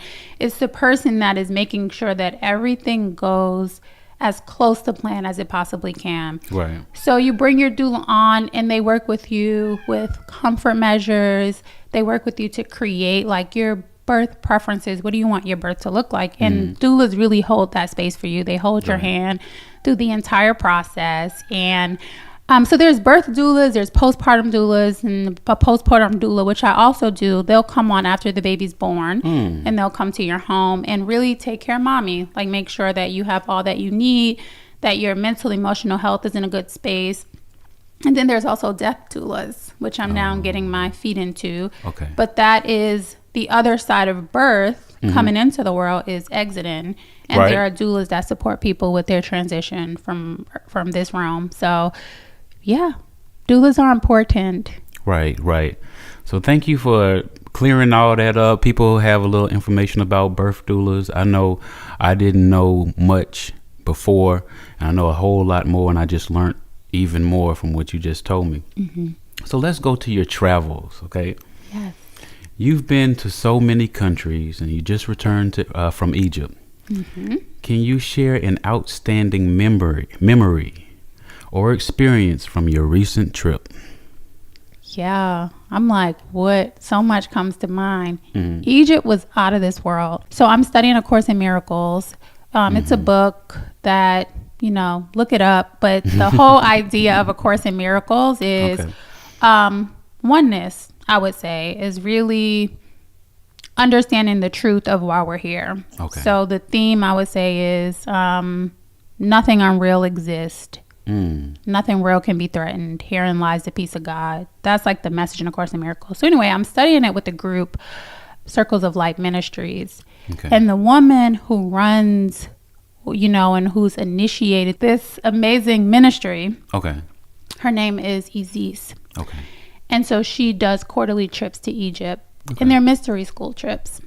And so you're really going to Egypt to learn what's on the temple walls, to be in the presence of this ancient history. Wow. And to also like see what we're learning in A Course in Miracles on the temple walls. So that's the intention of the trip. And so there for 14 days. And I say that to say the most memorable part of the trip was getting it. Was the clicking of seeing images on the temple walls and seeing myself in those images. Okay. Right. And so there's this one image, it's like hard to describe, but while we're looking at the temple walls, I'm understanding that this is the path of, yea, though I walk through the valley of the shadow of death, I shall fear no evil. So for me, on this path as the initiate, all of my travels, I feel like all these experiences are little initiations on this journey of life. So I feel like to be able to see myself on those temple walls was out of this world. You know, it was the most beautiful, meditative, transformational experience. Yeah. So yeah, I just feel like being in those temples, and they're so massive, it puts everything in perspective, you know? So things that felt big, you know, material things that maybe feel really big in life, like I got to figure this out. Egypt was an opportunity to be like, no, you don't actually have to figure anything out. You know, only thing you need to do is live and stand in the truth of who you are. Okay. And everything is going to work itself out. So in so many words, that it's like hard to like really put it into an experience for people, but that was the highlight for me. It was like a shift in my being. Okay, good. Yeah. No, that sounds amazing. Walking around and you're seeing the actual temples and you're seeing just the images. I can just see it. I feel like I'm there. Yeah, it's amazing. And then the Great Pyramids of Giza, like you know, we see the pictures and everything, but actually like looking up at those pyramids. We had one free day toward the end of the trip, and I went to the pyramids and I like got some photos, because the rest of the trip it was so meditative. We weren't really focused on photos or anything like that. We were just like taking it all in. So that day was also really special because I was able to like document it and just like have that for myself. If I choose to share it, maybe I will, but just, well, if there's something that you could share with Floor 62 Radio, we'll post a little bit with this interview. Hopefully we'll get a little sneak peek of Egypt from my and lens. The pyramids. Okay, so how has travel enriched your understanding of the world and influenced your personal and professional life? Okay, this is good. And you're making me realize actually how much travel has impacted me and how much it shaped my lens. Okay. I think the way that it impacted me personally and probably like my worldview is there's so much life happening outside of our experience. Four walls of America. Four walls, of America. And even like within the different cities in America, there's just so much happening. And I think that America, you know, no shade, we know this is a capitalist society. Right. And so everything is so material and so based on what it is that you do or what it is that you have or how much money you make. So for me, going to other countries that sometimes doesn't have the same luxuries that we have, but they have like joy, unspeakable joy. And they have community, and they have things that I think sometimes money, capitalism, and like an individualistic mindset it kind of takes away. Okay. So for me, it makes me realize like you create life the way that you want it. Right. And like love, community, joy, peace are really like the luxuries of life, you know, and money's cool. Like money can get you some nice things. Every time I travel, I need money to get me to those places, right? So no shade on money and the material. But for me, I feel like travel puts it all in perspective because money alone is never going to bring you the joy, the peace that we really, truly desire and then need, like on a soul level, you know? Right. So, yeah. And that's another thing is like just being a human being. We're the only species that has to worry about money, insurance, going to jail, you know, getting a ticket. Like, come on, man. You're going too fast. It takes up so much of our mental space, so much of our creation. So, and another thing is food. Like just experiencing all the different cultures, the different foods. I'm like, wow. I'm a foodie. Yeah, so me too. I feel you. Is there a country that's like near and dear to your heart? It's like, there's so many. Mexico for sure. Like no one can tell me I'm not Mexican somewhere down the line. Okay. I love Mexico. Like I feel at home in Mexico every time I go. I love the food. I love the culture. I love the history. Yeah. Like the indigenous practices all day. And then there's so many countries in Africa. Like I love Cape Town, Senegal. It's so many. So many have just like shaped me. I'm like, how do I just choose one? How do you just choose one? Okay, good. So let's go to some personal reflections here. Looking back to our interview in 2018, so much of what you set out to do has come to fruition. How does it feel to see your visions coming true? Wow.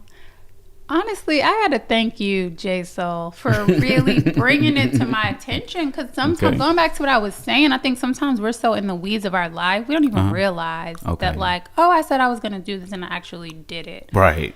To me, it's just like, okay, you know, what else? Because there's other things that's come up. There's other visions and goals that I have now. And so this is a good opportunity for me to, like, really sit in the gratitude. And it feels surreal a bit. Because for me, I always feel like the past 5 years, most of my changes happen internally. Like I'm so much more confident and so much more at peace and just like stable in my being, you know, like it's hard for me. There's not much wavering anymore, I would say. I just feel really settled in who I am. And so I don't always know that like transfers externally or how that transfers externally. But anyway, you're making me realize that it does. And so I feel really proud of myself and I feel really grateful for the things that I have been able to accomplish from the book to continue in this doula journey to even my blog has now I'm on this journey home. I have a Substack. Because my conversation. Yeah, I think I pay $8 a month for something. Shia got me. No, I haven't turned on my paid yet. But you did pledge, which I have thank pledged. you. Yeah, I had a few close friends who I really appreciate pledged that when I turn on my subscriptions, they'd pay to read my writing. So one day I'm gonna turn it on. Free, right, you're getting free. One day I'm gonna turn it on, and then they're gonna take the money out your account. So thank you for that reminder. Okay. Now we're almost done, but we got to talk about Atlanta because you chose to purchase. We're in your home in Atlanta. Yeah. What made you choose Atlanta, and has that shaped your life? Yeah, shout out to Atlanta, man. ATL, shouty. I love Atlanta. So I did not choose Atlanta. Atlanta was not on my short list of places to live. Honestly, I was in New York. I had just recently moved to Harlem and I was good, but I got a job opportunity here. Okay. And at the time, it really felt like a dream job. It was like really perfect. And so I was like, you know what? I'll try out a new city. I'll give it 2 years and I'll see. And so. What year was that? This was 2013. Okay. This was 10 years ago. Yeah. Okay. So the 2 years came and went, obviously. Plus 8. Plus 8. And I'm still here. Yeah. So what Atlanta has been for me, it's so funny because going back to the lineage of love and people saying like, oh, the book felt like a hug. That's what Atlanta is for me. Okay. Atlanta it feels like big grandma energy. Yeah. You know, like this place has really, really taken care of me and given me the space to grow and come into myself. And it shifted everything. I mean, the community that I've met here, the type of stability that I was, and I keep saying stability because I don't know if anybody's into astrology. North Node, that's like your destiny. And my North Node is in Taurus. Okay. So it's so important for me to really use my 5 senses and to develop a foundation that feels stable. Right. And that's what Atlanta gave me. Nice. Nature, my love for nature, the ability to create a home that feels safe and welcoming. So I will give Atlanta its praises all day. Right. I actually, because someone asked me like, how long do you think you'll be in Atlanta? And I'm like, forever in some capacity. Like I think no matter where I go, no matter where I travel, Atlanta's headquarters. Like I'm always going to return ATL headquarters to ATL. That's all I need to hear, man. I ain't going nowhere. I'm not going nowhere. I'm always have roots in Atlanta. Yeah, I mean, even when you was in Egypt, I was getting the, it was a blue, get the blue bubble. Yeah. she was like, I got Wi-Fi. I said, okay, cool. Right. But I didn't bother her. I just said, enjoy her trip. Thank you. Even though she could receive messages, So let's go. What's next for Shia? Any upcoming projects or goals you'd like to share with us? Yeah. So what's next for me is a mystery. Okay, good. I just wrote a post yesterday on this journey home called Follow the Green Light. Yeah. And that's really like follow your heart. Mm-hmm. And that's what I'm doing. I'm putting one foot in front of the other, following my heart. I don't have a bunch of like goals at the moment that I feel like, I need to reach. Mm-hmm. But there are still so many like creative projects within me that I really do. I look forward to bringing them into existence. Okay. And so one of them that I will share is creating a sacred space to nurture the divine feminine. Okay. And I don't know yet how that's going to play out, but I know woman's work is my work. Like I'm a girl's girl all day. Yeah. And life has put me on this path of like, whether it's volunteering with the Power of Girls, which is a youth group here in Atlanta, or doing doula work, so much surrounds, women. And I feel like when women and the feminine is in a good space, then our world, our communities are in a good space. Good. So yeah, so I'm listening on what that's going to look like. Yeah. But yeah, coming soon. Welcome home is what I'll say to that. And it'll be a space. I don't know what type. Home? Welcome home. Or home. So that's the play on words, the double entendre. Shout out to Hove. Okay. Welcome home. Okay. Welcome home. Okay, got it. I've had Shia Dickerson, my very best friend, on the J.Soul Morning Show. Love you. Thank you. I love you. Thank you so much me. for coming. I'm not ready to go. I know you got things to do. I'm so glad we was able to get here and make it in time. Hey, it's the J.Soul Morning Show, and we'll be back after this. Peace. I had a book signing in Atlanta. Such a joyous occasion. 44th and 3rd bookseller hosted, cutest Black-owned independent bookstore in the West End, celebrating the Black experience. They have so many classic titles, so many gems on their shelves. They have Baldwin, Zora Neale Hurston, Bell Hooks, Octavia Butler, and I'm so proud that the Lineage of Love gets to be included among some of my favorites. The owner, Miss Cheryl, introduced me. I got to share a little bit about my creative process, and then I did a Q&A. Friends from all walks of life showed up. My family flew in from New York. Childhood friends, Howard friends, friends I've gained since being in Atlanta. My heart is so full. Also, shout out to Dr. Irwin from Morehouse School of Medicine. He bought 10 books and left me with 5 for students who may not be able to purchase. If you know me, you know I live for a good give back moment. I really just loved everything about the book signing. Thank you, everyone, for showing up for me, for showing up for yourselves. Oh, and I can't forget to shout out my girl Christian with the social pedigree on the aesthetics. That girl good. Beautiful bouquet, beautiful backdrop for a beautiful day. The Lineage of Love is now available at 44th and 3rd Bookseller and wherever books are sold. So if you haven't already, I hope you grab your copy. Wake up. It's the J.Soul Morning Show. And y'all loved her so much, I had to bring her back. She's not from Egypt this time. We'll find out some of the things that she's been up to. But y'all know who I'm talking about.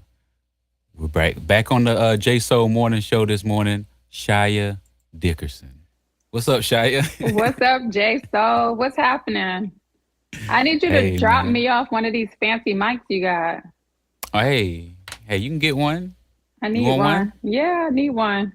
Okay. Look, I've just bought the arm that go with it. I got arms.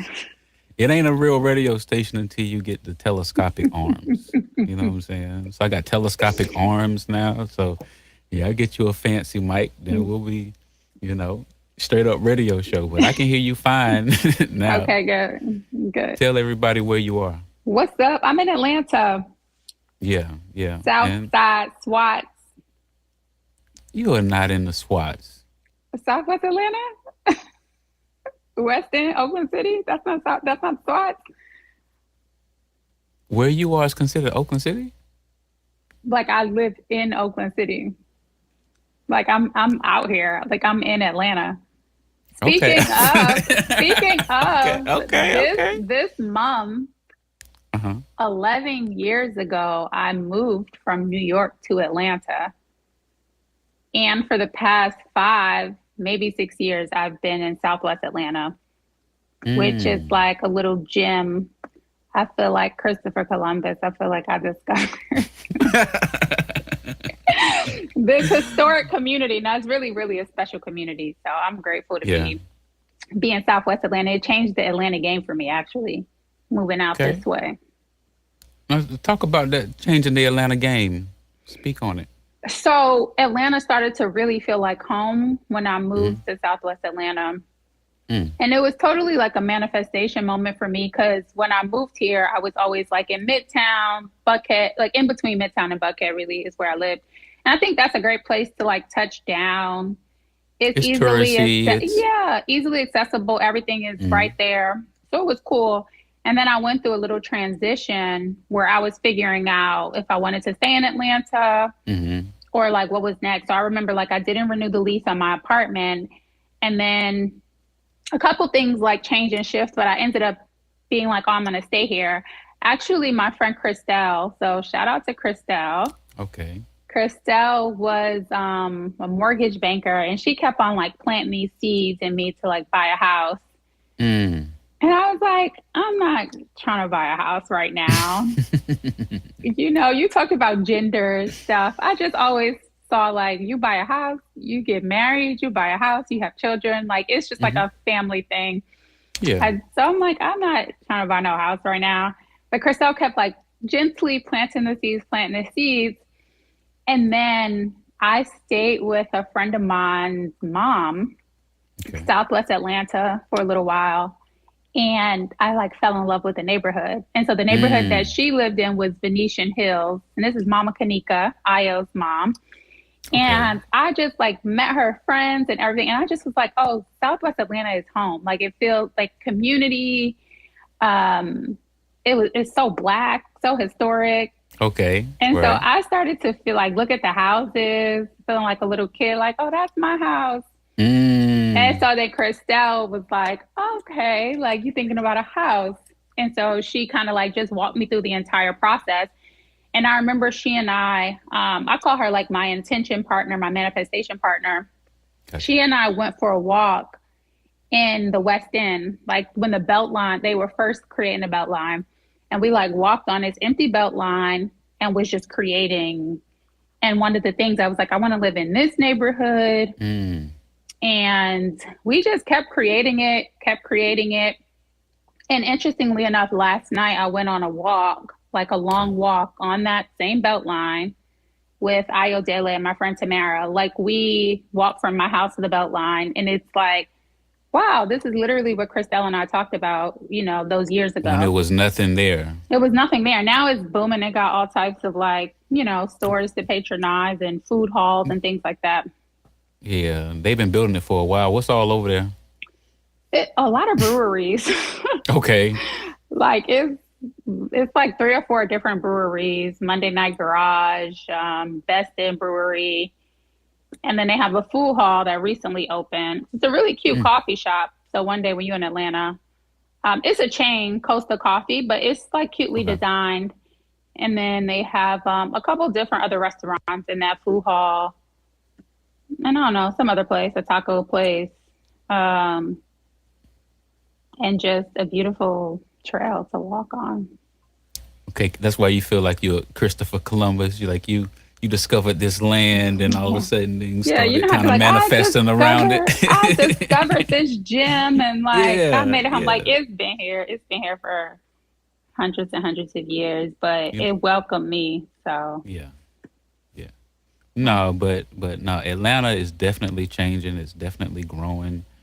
So you know, and then so just having some equity there is just amazing. When I talked to Christelle, she was like, but this was like maybe 2 years ago, and she says, oh yeah, so to get a house, you want one in Atlanta? I said, yeah, I would love to live in Atlanta.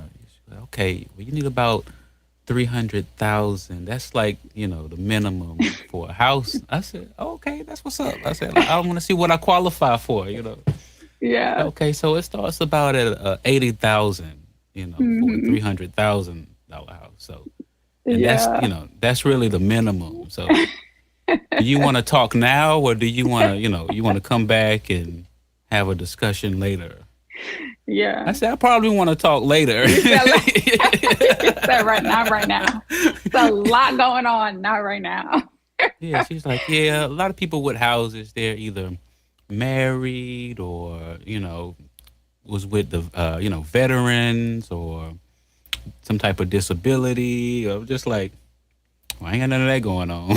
So Yeah. But I mean, keep at it, honestly. If you want to do it, then I know it's been so many ups and downs in just like the housing market. I mean, generally with inflation and rates being so high. Yeah. But I feel like I said, it wasn't in my plan necessarily. Like, I didn't see it for myself. And I remember closing on my house, and in all the documents that you sign, it's like Shia, like single woman. And I'm like, why do you have to point out the single woman part? But, there was a time where you weren't a single woman, a single Black woman especially, was not purchasing a home, wasn't able to purchase a home. Right. So, yeah, they make sure to point that out as the anomaly in all the documents. But it happened. And I will say, like, Christelle, whenever you are ready, she's the absolute best person to have, because she brings a level of, one, integrity to the process, but she's so knowledgeable. It was actually one of the most intense processes I went through. I kept on being like, I don't have to do this. Like, I literally do not have to do this. I could get an apartment and like save myself the stress of, because also the time I was buying in this neighborhood, it was such like it was just a hot spot to be. And so you had people paying cash, like making cash offers, 20, 30 grand over the asking price. And I'm like, why you just got this cash just sitting there in the bank? Like, hey, I went through it. Yeah. It was frustrating, but Christelle held me up, held me down. She walked me through every single part of it. And even when I was like, I'm over it, she was just gentle and understanding and basically like put me back in the game. Like, you had your rest and put you back in the game. So I appreciate her. And I would not have done this if it wasn't for her. So big shout out to Christelle. I didn't know we was going to have our little Christelle segment, but I've got to get her on the show. I know she would love to come on and talk, because it's an important conversation. A lot of people aren't in the inquiry. Yeah, and she has a lot to offer, even outside of the home buying process. It's also a mentality. Like I mentioned, we were creating this long before I even went to get an approval from the bank, and so there is also something to the spiritual process of manifesting that's really important. And she brings that to the conversation. So I'm going to give Christelle her flowers all day. Hey, you didn't. Yeah, I think all the listeners are convinced. Right. They're reaching out to Christelle right now, probably. Right. So Christelle, we can't wait to have you on the show. And, we look forward to getting some people some homes, in whatever economy, you can get a home. There's programs out there, there's stuff out there. And like you said, sometimes real estate can be, cutthroat when it comes to people, you trying to buy houses, that you need to go through this mortgage company or whatever. But like you said, sometimes people got cash and they willing to pay more to make sure you don't get it. Yeah. They're like, how much? 50 grand over just to get it? Like, it's nothing for them. I think when I was in Atlanta, I think what I was doing was finding some really good deals. And instead of getting contracts on them, I was bringing them to people and they were sharing the information. Because it was just like, as soon as I find a good deal and I try to like maneuver on it, all of a sudden there's a big trash can in front of it next week. Like somebody, I was like, oh, okay. Dang. But I was looking for like, something in that foreclosed market, like just a really good deal on real estate. But I'm everybody seems to be doing like the short-term rental situation lately, Airbnb, especially a lot of homeowners are getting into that. Yeah. What you think about that? I mean, I think it's great. Like, well, one, I think we're living in like a short-term reality right now. I was about to say post 9/11. That's crazy. Post 9/11. Well, hey, we done had a lot of trauma. We so much trauma. I went Post back to 9/11, the original post trauma. George Floyd, post Post Mike George Brown, Floyd. post Sonya Massey. Okay, post for listen, let me not Good get Lord. into it, but I was going to say post pandemic, but we had all that stuff like leading up. And so it does something to us psychologically, emotionally, and I think that we are in a short-term reality because so many of us experience death of loved ones, death. One of the things from the pandemic that I feel like is hardly discussed enough is how many people were dying.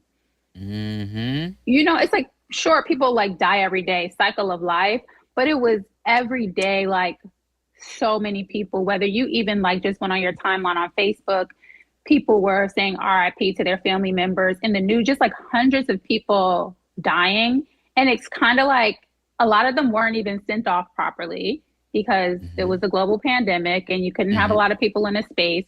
And then one day it just kind of ended and it's like business as usual.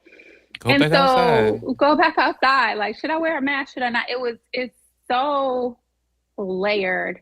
But I think psychologically, a lot of us are on short-term timelines. Like we can only see like what's right here and maybe like over the next few months because you don't even know what's going to happen. I mean, there's still rumblings about the end of this year. Like, oh, is there going to be something else that like shuts us down? It's election season. Like what's going to happen?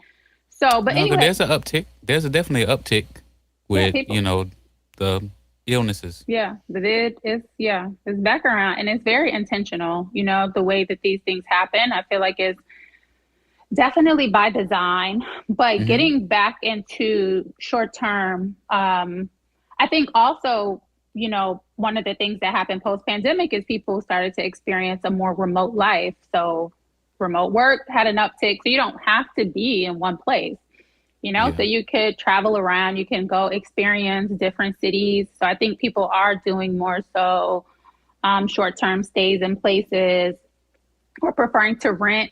I think companies like, Airbnb is, a good space for that. I feel like Airbnb has been dealing with stuff like legally and even like price gouging, like people feeling like the prices are too high. But I have a personal experience with Airbnb because last year I started this experiment and it really and truly was an experiment. I think probably from our last conversation, the guests probably get that I'm a little, a little on the side of like, I'm just going to march to my own beat. I want to follow spirit and I'm going to see how it goes. That's how I live my life. Like very spontaneous, very like, connected to my soul, and it doesn't always make sense in the physical. So point being, I had this inclination to share one of my rooms on Airbnb, like put one of my bedrooms up on Airbnb. So I'm trying to make the story short because there's so many parts to it. So many parts to it. Okay. So I had this dream that I was like hosting people and it was like for short-term stays. And they were coming into the house and like really just like either finishing a really important project or they were like healing from something. And this was just a dream. And so I wake up from the dream like, I think I'm going to put my room on Airbnb as literally an experiment with the Holy Spirit that whomever books and comes in is supposed to be in this space. Okay. I wake up, no kidding. I have an email from Airbnb because a few years ago when I first got this house, Super Bowl was happening in Atlanta and everyone was like, oh, you need to put your house on Airbnb and make some money. So I made an account, but I never actually put that, listed the house on Airbnb. Okay. So I get an email from Airbnb and they're like, hey, we want you to list your property. We'll offer you a free photography session. So I'm like, I literally dreamt this and I woke up to this message. So I'm like, sure. So they send this dope photographer out, like really dope Black girl. Her name is Brittany. I need to find her last name just in case y'all need y'all Stace's photograph because she was really good. So she comes in, she takes photos of the space. It automatically uploads to Airbnb. I start my experiment. I'm like, Holy Spirit, whoever comes is supposed to be here. Thomas, J.Soul Burrows. Let me tell you, It is really like people have been coming through this space and leaving me notes like, I have insomnia. I do not sleep. I slept through the night here. Like, I feel like I connected with my ancestors. Like, Y'all, I crisis feel back. y'all, all types of like notes and thank yous and supernatural connections. Like, this one amazing woman came. She was on her way to do a retreat. She does women retreats. And she said she was like meditating on, she usually brings a book for the retreat for the guests to read. So she's meditating on what's the book she's going to order. And then we start talking and she's like, wait, you wrote a book? I'm like, yeah, it's called The Lineage of Love. She's like, do you have 10 copies available for me to take to Belize for my retreat? I'm like, yeah.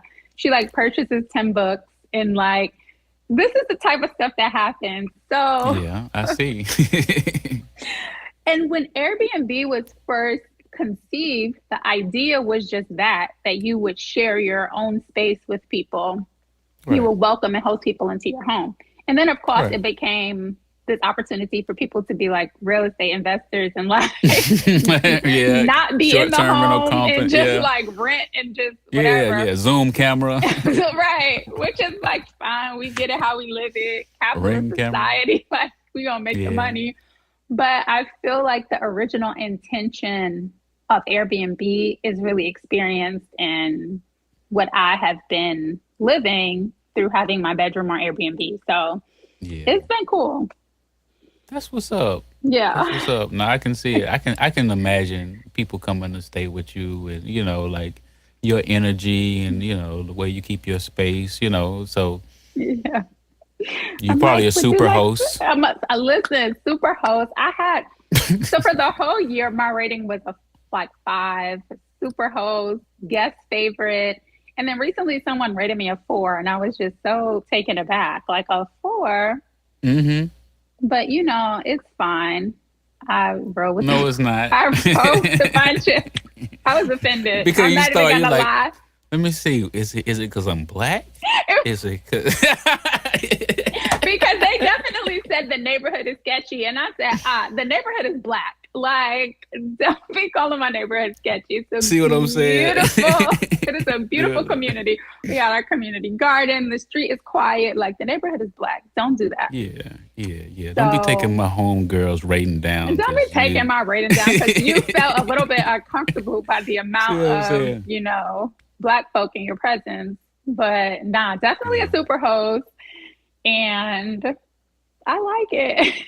Yeah. Look, we'll keep it quiet. We'll only if you don't know. Only if you're on Airbnb. We're not giving you the link. Or do you want to give the link? The link, the Holy Spirit got to tell you. Right. It got to happen naturally. It got to happen organically. No, but I don't mind sharing the link. I will say, like, I've been thinking of ways to do it more intentionally because I really do want to use this space to host people short term, whether you're working on a project or what people been experiencing. If you're like, you just need a good rest, or you're like writing something or working on something and you want a space to be in, I want to transform the space into that. So I don't mind sharing the link. It's just, you know, if that's your intention, then it may be a good space for you. Well, we have some pretty good audience members or whatever, but I think that there could be even, you know how like Stankonia has you know, Airbnb and who is it? Cool and Dre have an Airbnb in Miami with a studio and stuff like that. So you can have the Airbnb and also have like a website where, you know, you can name the space and, you know, like this is, I don't know, Shire's space or whatever it's named, and like then they can leave, you know, you can have like more public reviews and, you know, show it off some. Yeah. You know that's a good idea. I think it's time, honestly. Yeah. How long have you been doing it? I've been doing it for about a year. Okay.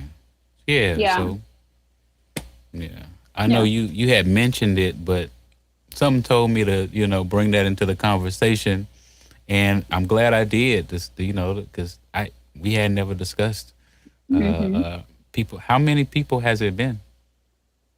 I don't know. I'm sure I could look and find out. I probably have Yeah. about 50 reviews. So it's been Yeah. quite a bit of, and everybody doesn't leave a review. So it's definitely been upwards of 50 people. And yeah, throughout the year, I have a lot of people that's coming in. So like a You one got night your own stay, a hotel. 2 night stay. It really is. It really is like a bed and breakfast. And it's really the best people. It's people from all over. When I knew that like, oh, like the Holy Spirit is showing out, I had a woman and her husband come in from Australia.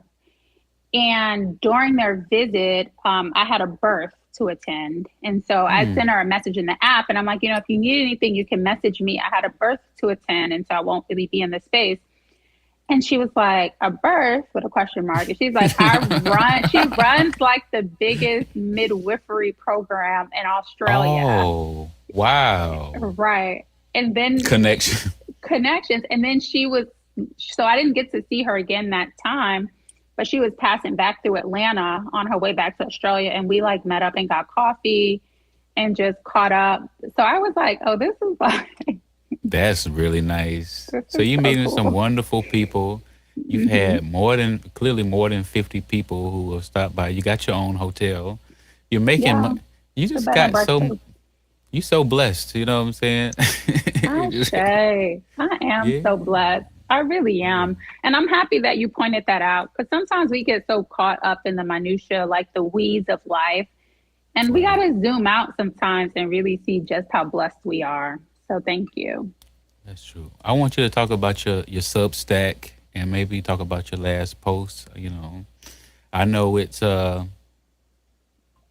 private, I guess, because we paid to read it, but I think that other people would get into it.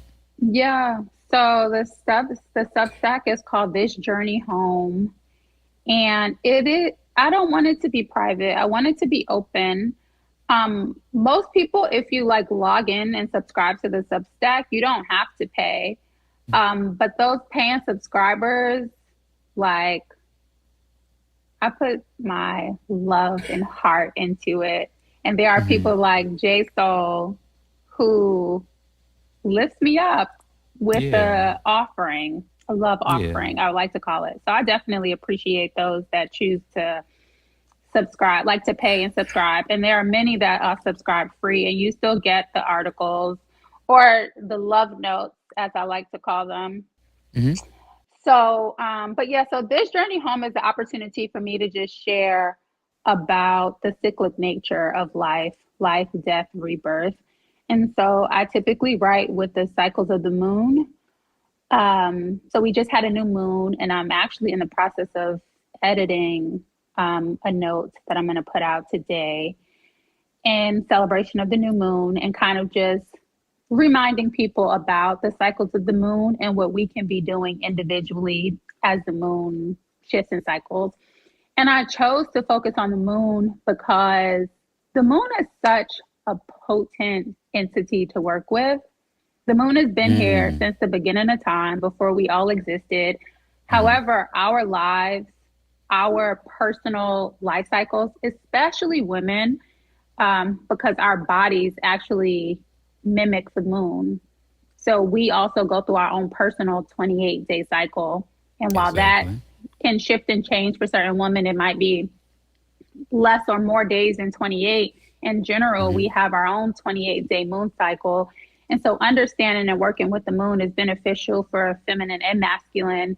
Our earth is actually guided by the cycles of the moon. The ocean is ruled by the cycles of the moon. So that's why I chose to write the post with the moon cycles as I prepare myself to be more in tune with the moon. So my last post is actually one of my favorite posts.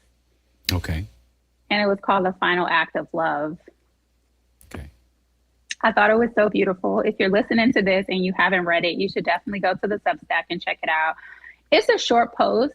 And it was one of those posts, if you're a writer or if you're a creator of any, of any like form or modality of creation, you know how it feels when you just put your all into something, whether it's a piece of art, a song, a spoken word, a written word, whatever it is, a meal, you know, when you're like, oh, you know how they say you put your foot in that, you know? Put your foot in it. Yeah. Put your foot in it.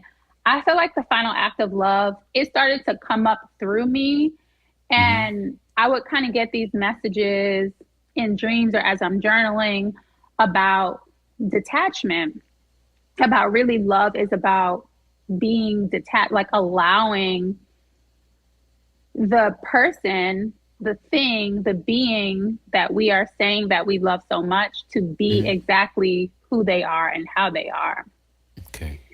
And a reminder that love liberates, and anything that isn't liberation isn't love. And love is such a commonly used word. And I would say one of the most often misused words. So often we say it's love, like I love you, but it's so conditional. And love isn't conditional at all. Love is infinite. Love is this supernatural, omnipotent source, right, that we can all tap into. And love is also generated from within. You don't really, a lot of times we are trained and conditioned to try to find love in different places, find love from people. And that's not what love is. That's not what love means at all. That's attachment, that's lust, that's something else, but it's not love, because love is self-generated and love is shared and love is unconditional. So that's what the piece is about. The final act of love, and the spoiler alert is the final act of love is letting go. And there's so much freedom in that. And so as I was writing it, before it got, you know, onto paper or even like onto the laptop, I was living it and just really letting go of all the things that I find myself overly attached to, and understanding that attachment is a fear-based and ego-based reaction to me feeling like I need something outside of myself to validate myself. Yeah, which is untrue. So, you know, my favorite part that you wrote in that blog was you said, "I love you because I love me," and that's powerful. You know, like when you can really love, you know, yourself. When I the way I love myself and the way I want to be truthful, you know, to myself and honest with myself. You know, that's how I can deliver that to the people I love the most, you know. That's right. I just had a conversation with Ashley about love and how, you know, what we're getting ready to do on Floor 62 Radio.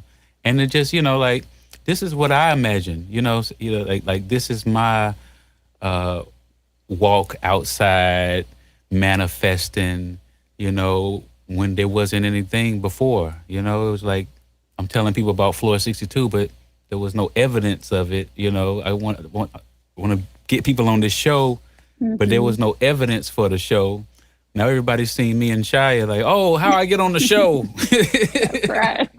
But before it was just like, I'm sending the link out, like, hey, let's connect on, you know, remote. Like, how you? I guess I don't know how you doing a remote interview. You know, like, I guess that seemed, I don't know. But now people get it. You're doing it. And they want, you know, they want to be involved.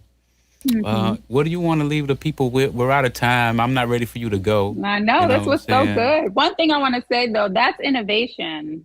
That's innovation. That's faith. The evidence, you know, of things not seen. You creating it. And anything that exists, literally anything that exists. That's right. Yeah, anything that exists was a thought. Like this MacBook was somebody had the thought. It wasn't a real thing. People probably were like, what? Like you type up 462. Right, like 462. So yeah, that's how innovation happens. So shout out to you. I'm happy. I'll be on the morning show whenever, like, you know, we can tap in with the moon cycles. Like, with the moon cycles. You know. But you know if I to leave people with something, to leave the viewers with something, it's really I think a reflection of the post that I'm going to put up today. I don't know the name of the post yet about the new moon, but this cyclic nature of life is there's nothing new under the sun, you know, like anything that is to be has been before. It'll show up in different iterations. You know, before it might have been church and now it's 462. Like this is where we might be for congregation and for fellowship, you know? And so I will say, keep innovating, keep going after your own heart, your own soul, and keep like taking the steps, because what we often forget, I know what I can often forget, is that everything first started just as a seed, you know? And sometimes we want to see the big thing. We want to see our life fully realized. But it's really in those moments of creation and those moments of sharing the ideas with people. That's the journey. That's the beauty of it. That's life. That's living. So that's what I want to leave with people. Like, live your life, enjoy it, and enjoy exactly where you are, because everything is fleeting. You know, where you are today may not be where you be tomorrow, where you're at tomorrow. Next week, floor 62 might be so big that like the system done shut down. We got space. You know what I'm saying? Come shut it down then. Y'all come on in. It broke the Break internet. the internet. So Everybody like, what's this floor 62? Right. He done built it. I really feel like I got the Underground Railroad or like the Noah's Ark or something going on. Listen, what Ecclesiastes? I need to research who wrote Ecclesiastes. Was it King Solomon? I don't know. But they were Solomon. so Solomon. Same as Proverbs. So, and those are like my favorite book, like so sober. Ecclesiastes, I'm gonna reread it when I get off the phone. It's so sober. It's just like everything is meaningless. What happened before will happen again. Just enjoy, create as your heart desires. It's not as significant as we make it out to be. Yeah. No, that was the richest, wisest king. He had the most women too. But we ain't gonna talk about it. Nobody want to bring that up. But the Bible surely does. When it's done right, having a lot of women will take you far. It just can't be done in a you can't go lying to everybody. non-integrous way. But you know, Yeah. keeping some strong women around you will take you places. Yeah, no, I believe that. I just ask God to just direct me, you know, to the right sources and the right beings, you know. Okay, Libra. Just kidding. Hey, that was very Libra-ish, right? Let me get back to work. So, ladies and gentlemen, we just had Shia Dickerson on the J.Soul Morning Show. And look, we'll be right back after this. Let's go back to the lobby, and I can kind of show you on the last 13 minutes here this new song with my cousin from Augusta.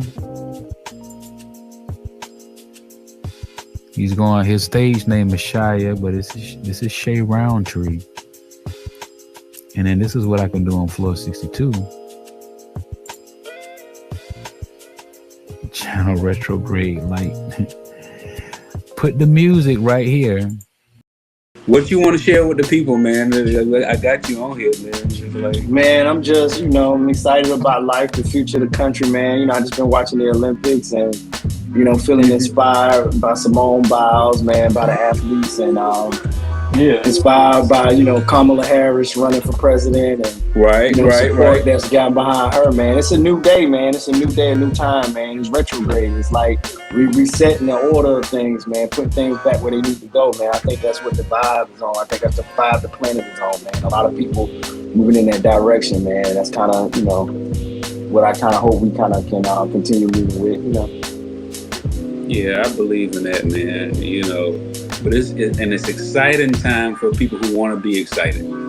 Yeah, man, it's a choice, man. One thing I learned about life, man, there's a collective reality, man, but everybody's reality is different. Like, no matter what you're going through in life right now, like, you could be having a difficult time, but somebody might be having a great time, so they're not perceiving the world the same way. You know what I'm saying? And no matter how ugly the world get, man, you can't never not, recognize the beauty and the gift of what life is, man. And it's like, you focus on those things and put all the bullshit to the side, man, we'll be all right. My son called me, hey, what's up, man? It's all good. I'm working right now, but I just want to tell you I love you. Right. All right. Man, bye-bye. When the son call, when your family call, you don't know how much time you got. So you got to make sure you talk to them. That's right, man. They was telling me good night, you know. I see we got Karen Gordon tuning in tonight, man. Yeah. Karen people, man. I know Karen. Yeah. KG in the building. When you get back to Cali, man, we gotta make some more music. And we got No, definitely, man. I'm on the vibe, man. I definitely, man. And you know, I'm getting close to getting ready to drop my project. So I'm just in a creative space, man. I'm at that point in life to where, you know, that's all there is for me left to do. Like a lot of the things on my bucket list that I've always wanted to do, I did. So it's like now I'm just really purely having fun for the sake of having fun, you know. Hey, you saying there's a few things. What was on your bucket list that you hit?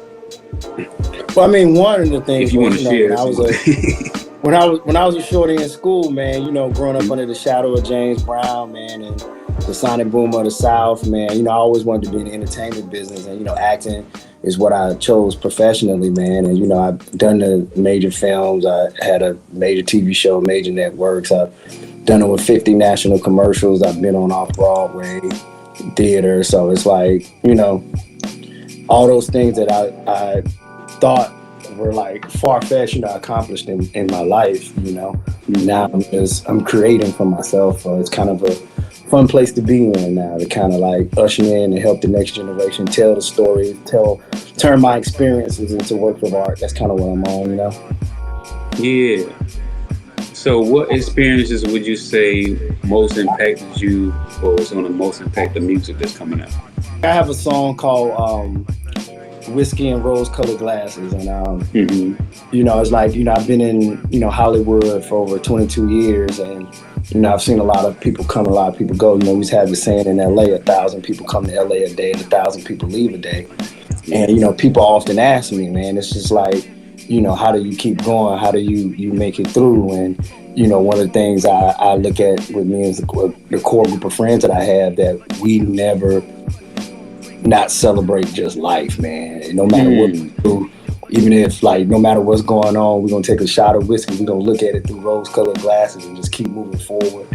And it's not, and it's a thing of, you know, not disregarding some of the adversities you go through, but just not letting it stop you. Just like, you know, this might be the situation, but this is not what I'm gonna see. I'm gonna look at things better. I'm always look to the future. I'm not stuck in the right now. You know what I'm saying? Everything is, I'm gonna get there. I'm gonna keep moving, man. I'm gonna keep going forward. So that's kind of like the drive in that. And love, man, is like, you know, the sacrifices you make in this business, man. It's like, you know, there are relationships that I had that I didn't get to pursue because I was pursuing my dreams, that, you know what I'm saying? But those emotions, those feelings, those things never leave you. So it's like, okay, well, I put these things in this back burner, in this box in my heart while I'm doing all this other stuff. Now I'm at this place in life to where now I can unpack all of these feelings, all of these experiences, all of these expressions, all of these stories. It's okay, now what do I do with it? Let me turn it into something that someone else who may be going through some of the same things or having the same feelings can be like, hey, I'm not alone, or hey, I know what that feels like. You know what I'm saying? I just want to share that, man. And I feel like, you know, we don't see that side, especially of black men, a lot. So that's kind of what I wanted to kind of do, express my vulnerability even through the music. It's kind of like my safe space in a sense, you know. What do you say to people say, well, why music and why right now? Well, for me, music has always been there. Like, you know, I started in music. When I was born in Augusta, Georgia, hometown of James Brown, you know, godfather of soul, instrumental in, you know, making music what it is today. And I grew up right behind T.W. Joseph football stadium in a place called Sunset Villa. So as young as I can remember, like a newborn baby, I could just hear the marching bands, the drums going.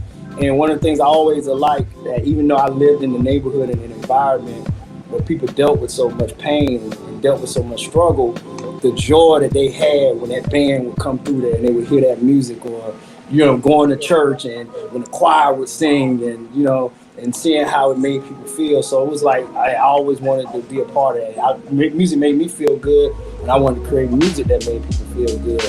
And for me right now, it was circumstance. You know, we had COVID-19 hit, mostly, you know, LA shut down, the industry shut down, and Right after COVID, we had a strike.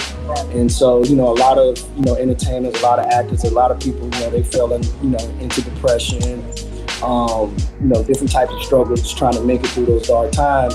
And one of the things that I chose to do was to go back to my first love, and that was music.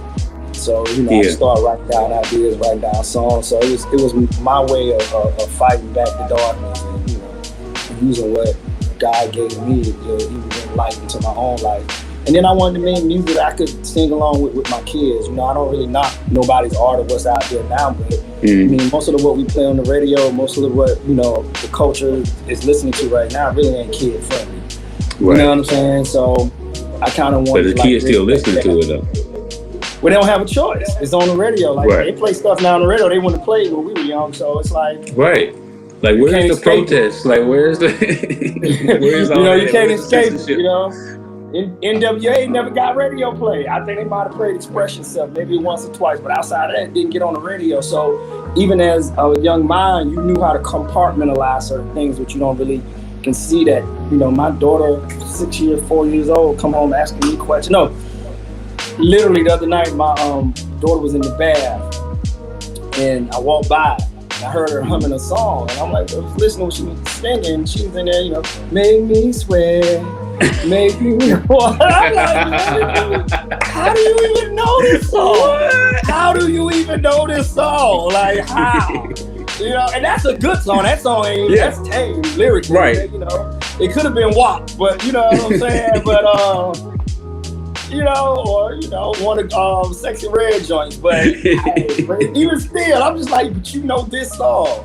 You can really hear when kids start singing it though. When kids, you like, whoa, that kind of like. Oh, I had a homie, man. He was like, man, I remember he was like, man, I'm riding to take my son to school. He was like 6, and he's like, yo, they love the Cocoa came on, and he like baking soda. I got baking soda.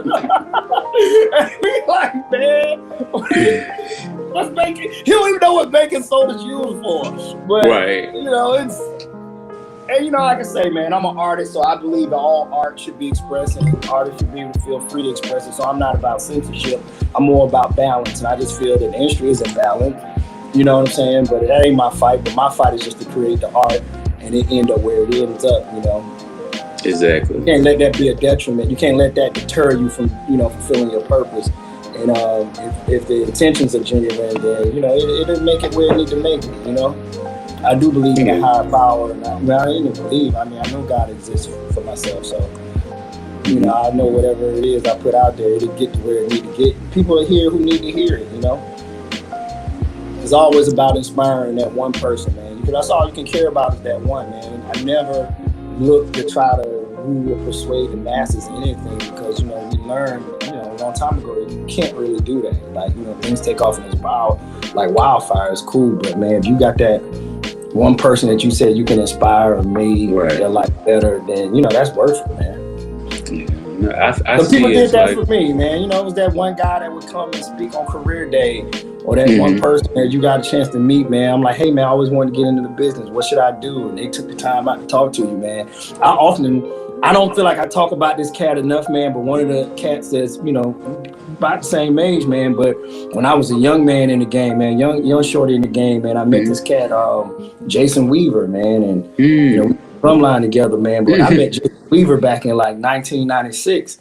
Oh, and, wow. You know, I was fresh, green behind the ears. Of course, you know, he was already a vet in the game at that point, man, but I asked him a couple questions, Jackson. Man. He gave me his card, and, you know, I would hit him up, man. He'd give me advice, dap me out. You know, we got pretty tight, and he's always looked out, man. So it's like stuff like that, man. And I would say he was very instrumental in how I approached the game early on because I learned a lot of the rules and saw a lot of things he shared with me that he had went through. So, you know, each one teach one, you know. Yeah, we got to say what's up to Brother Trav. He said, peace, brothers. What up, Trav? What's up, Augusta? Augusta's in the building. Yeah, man. So, well, I don't want to take all your time, man. You know, are you coming in the Zoom room? With you, man. I've been busy. You know, I've been on vacation doing family stuff and all over the Southeast. But I'm getting back locked in, focused on what, you know, we doing, man, and you know, just trying to give a new vibration to this new era, man. You know, and so Well, you done definitely gave me an alley oop, man. I gotta say, well, just thank you for just being available. You know, Man, it's cool, man. Yeah. No, it's just you've been just a real blessing. You know, you might recognize some of the stuff behind me. Man, look for me, man. You got good taste, right? Man. You know. But no, man, it's like it's all love, man, and it's like, man, we all here together, man. It's like let's make the best of it, man. You know, like I said, I love the Olympics and this time of the year when seeing the world come together for sportsmanship and competition in a healthy way, and I feel like it can inspire us all to reach out and to just enjoy our time together and just enjoy this moment, man. You know, so many people that could have ever exist never will. I mean, if you think about it. Yeah, we're here for a real reason. You're here for a real reason. So, you know, can't nobody do you like you, so make a noise. That's my message to anybody, all artists out there. Keep making noises, you know. That's what's up. You heard him. He said, keep making noise. We gonna keep making noise.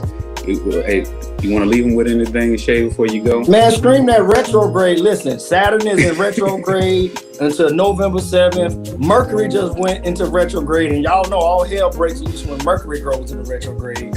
So, man, fire up the song, J.Soul, Shia, Retrograde. You listen to it about 7 times in a row. I'm telling you, it will rebalance your chakras, and you'll be ready for anything, man. That's it, man. Y'all have a good one, man. Take care. All right, thank you, man. All right, brother. I appreciate it. Okay, wake up, wake up, wake up. It's the J.Soul Morning Show. And again, we have another guest. And it's only because we have really special people who come on the J.Soul Morning Show. You know, it's invitation only. Everybody can't show up. But and you hear her in the background, and you know she's a wonderful musician, and she's been in Augusta for for some time, making really a way for a lot of independent artists, whether it's putting them on stage, whether she's on stage. She's doing a whole lot, from newspapers to everything, and you'll see what I'm talking about. We'll get into it. I'd like to introduce you guys to and present to others Kay Gordon. Welcome to the J.Soul Morning Show. Thank you so very much. Good morning. It's my pleasure to be here with you. Thanks for the invitation. Hey, you know what? I don't see how I couldn't have Kay Gordon on the show. You know, it's just like how could I not? But I appreciate it. I'm grateful. Tell the listeners, 2 or 3 things, some highlights about yourself, and then why you do what you do. Okay. Well, let's see. I am a musician by trade. That's my main thing. That has been my main thing for quite some time. I started the company Garden City Jazz back in 2003 to support jazz music in the local community, to make it more family friendly, to support the artists who were playing this music, and to introduce it to new audiences. So I started doing that. I was in a band called Quiet Storm, and then I kind of branched off into doing Garden City Jazz full time. So that actually came to a screeching halt during the pandemic. But 2020. Yeah. And so we're still support music and musicians. I do still program the jazz and blues stage at the Arts in the Heart of Augusta Festival. But the music has kind of taken a back seat to some of the other work that I'm doing. So in 2009, I began to become interested in, I lived in Aiken at the time, but I was really interested in Augusta. I grew up in Augusta, very committed to the Augusta community. So I began to shift my focus to downtown Augusta. What's going on downtown? Why does it still look the way that it does? Okay. Has for a million 100,000 bazillion years. Okay. And And so, we're talking about Augusta for the listeners who yes, just that's joining us. Augusta, Georgia. And so, in the process of gathering some information and just being curious, I asked a whole lot of questions. Gotcha. Anybody who would listen to the questions and answer it or not. But I met a lot of people in the process of doing that. I began to understand a little bit about local government as well. Okay. Some of the good, the bad, and the ugly about it. And but during that time, I was really interested in community, and I used my skills, Okay. right? My charm, Okay.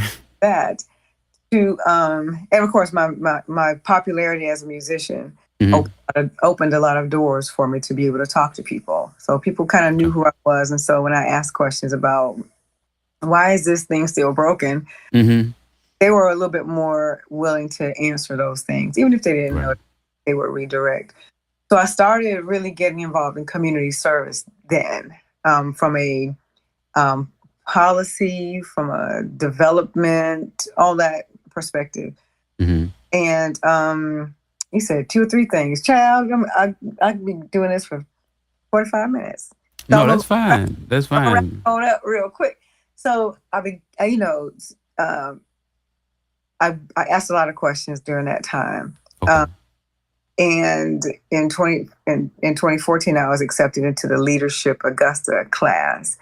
And going through that, this is not necessarily a commercial for that program. Got it. But it's a great professional development program. Right. I learned a lot about how the city works and how it should work. Okay. Then, I became interested in it. Then in 2016, I moved back to South Augusta. Okay.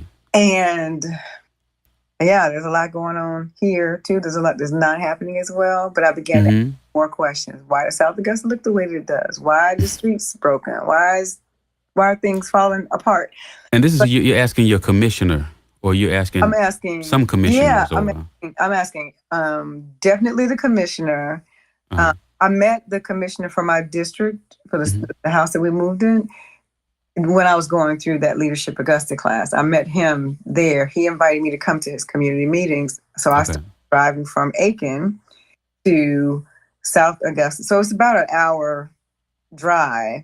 Just, it seems like it was a nice little ride, just so I could get more information about what's happening in community. So I reconnected with another friend there who was involved in agriculture, and she was working on a project. She asked me to help her with a project. I said, sure, let's do it. Okay. And it led to the work that we're doing now in agriculture, supporting Black farmers in the community, which also, going back to the pandemic of 2020, with the political climate then, a local newspaper, a Black newspaper, the publisher was going to stop. And he wanted to get out of the business, and so he asked me if I would help with that, and I said, sure, why not? Okay. The interesting thing about all of this is it involved lots of questions, lots of conversations, lots of emails. There were things I was interested in that I didn't know anything about, but I made a decision to learn about it. And, I've fallen down the steps a lot of times and made a whole lot of mistakes, but that's how we got to where we are today, doing this work in the community and figuring things out and helping people. That's so awesome, because you gave me so many things that we want to touch on because there's a lot of people who aren't in the inquiry of the Augusta Commission, or if you're not in Augusta, the commission of how your city runs, what's on the agenda, what's being voted on, what power does your mayor have, and what power does your mayor not have? Yeah. And there's a lot of people who, like you said, they're not in that inquiry. So we could talk about that, the importance of knowing who your Who your local elected officials are, definitely. Who's in the commission? You know, like first start with your district. You know, what district are you in? Right. Exactly. And who's assigned to your district, and what are they voting? How do they vote? Exactly. What are their priorities? Right. So I'll say this too. Like, I lived in Aiken for about 10 or 15 years, I think. I lived in the city of Aiken for about 10 or 15 years, and did not, almost embarrassed to say that I didn't care about what was going on in that country. I wasn't involved. I was like, no, Augusta is my home. My mama over there. So, and my people over there too. So I need to be more engaged, or at least more knowledgeable about what's happening. Because it's easy to point a finger and say that my commission or my city council or my mayor don't do anything, when the only information source that you have is what you hear on social media, or what you see on the news. If you just if your information sources are limited, then you're getting a limited picture of what's going on. People just follow the bandwagon. It's like, oh, the commissioner's not doing nothing. Oh, the mayor's not doing it. It's just like, yeah. What have they done? The stuff that makes it to the news, you got to understand too about media is, if it bleeds, it leads. So would you rather see on television a calm, cool, collected meeting, or do you want to be out here getting busy, or getting talk crap? That's a lot more entertaining than you get on the phone. Be like, girl, did you see that thing? What? Exactly. Yeah. People want to be entertained, man. Yeah. Are you not entertained? But the thing that's really wonderful about really being, because you do have to be intentional, right? Okay. You have to be intentional. You have to be persistent as well. So when I say that I'm asking questions, I ask you got to ask some same questions a lot of times. Sometimes you might get different answers. A lot of times you call folks, they may not respond. They may not be responsive, but you keep going. I tell my youngest baby, Scooter, that when he wants something, he gonna ask me until he gets it. So if I want something for me, or if I want something for my community, and I pick up the phone and I call you, J.Soul, I call you one time, and then you don't hear from me no more, it ain't that important. It's not that important. It's gotta be. It's gotta be important. The squeaky wheel gets the oil. It does. Yeah. Every single time, and people gonna tell you something, even if it's wrong. But you gonna answer my question. Even if you don't know the answer, that's fine. Point me take me to somebody who can answer the question for me. And more importantly, so I also am aware that of the way that I come across when I'm talking about my interactions with elected officials and that kind of thing, is because I have a relationship with them. It's because I've been intentional about building a relationship. Because if you want to, you can get more, what is it? Flies with honey. Than vinegar. Yeah. So I'm not going to, if I want some information, or there's something that I want to have done, I'm not going to be a butthole about it and say, hey, this has been going on for such and such a long time. Yeah. I don't start there. You may eventually have to get to that place. But I consider many of the city employees and elected officials like family, right? I don't really have a familial relationship with all of them. But the reason I have that stance is because I've taken the time to reach out to them. If I have a question, for real, what's going on over there? Like, what's happening? Why can't y'all fix the street? I do want to get more of us watching the meetings. that come on YouTube and just talking about what we thought was on the agenda, because I don't think that we're not there's really no outlet for us to say, you know what, this is what they were talking about, and hey, and then they got this plan and they released this PDF, like a lot of times it's just over there and nobody's looking at it. And then you just driving down the road, you're like, oh, when they put this over here, when the whole thing happened. It was on the website. It's been up there. Government moves so slow, most times moves so slowly that by the time something happens, it was something that was mandated or approved a year, 2 years, however long ago. Nothing happens quickly in government. Right.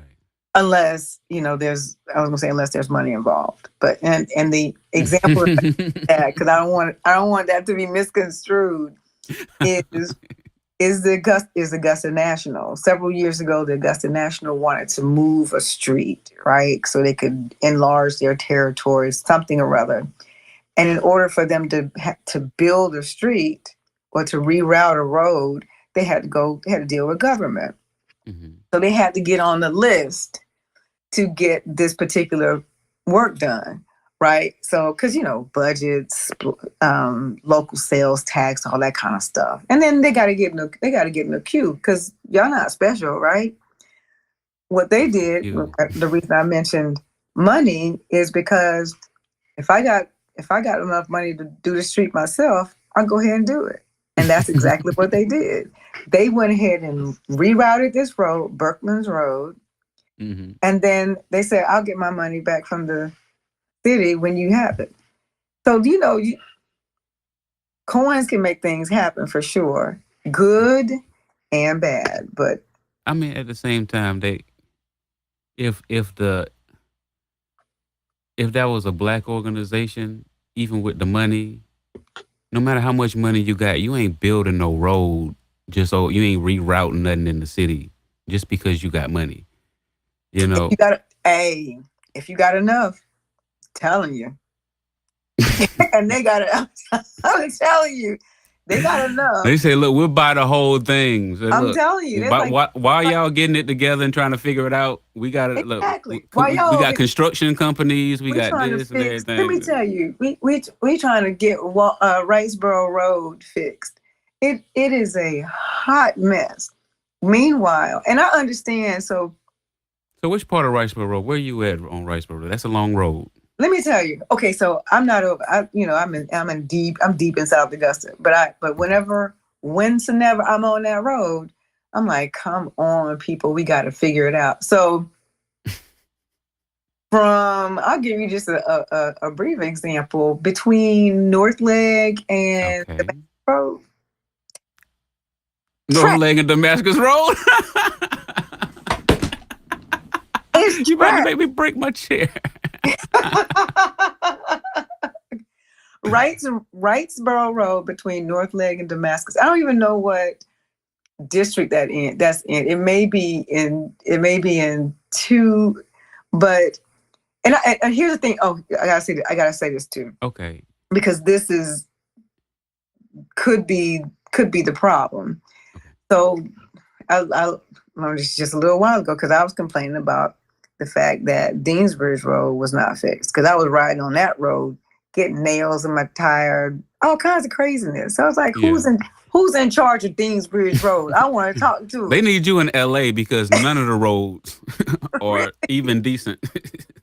Zero. I said, who's in charge of that road? And I learned who it was at a community meeting.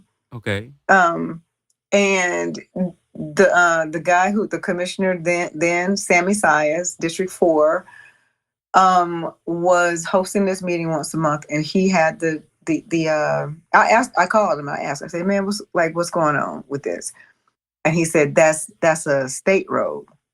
He said, we don't have nothing to do with that. We can't do nothing with that road. I mean, we're not in charge of that. He said, but I'll get the guy, the GDOT, Georgia Department of Transportation guy, to come and talk about what's going on. What's the construction plan? When is it going to be finished? And all of that kind of stuff. So I don't know if that very well may be the case with Wrightsboro. several years ago, about 10 years ago, there was some conversation during the whole downtown Augusta conversation about upgrading the streets and the sewage and the infrastructure. Right. That was supposed to happen actually 15 years ago because Scooter was a baby then.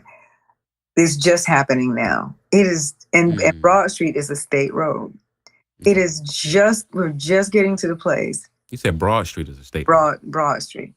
15 years later, the work that they were talking about in 2009, 2010 is just being started right now. Wow.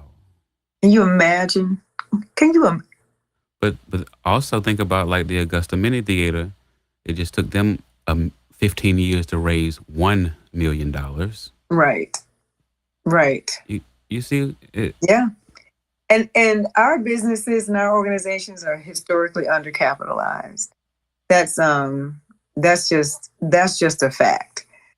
And in addition to that, politics plays a role in all of it.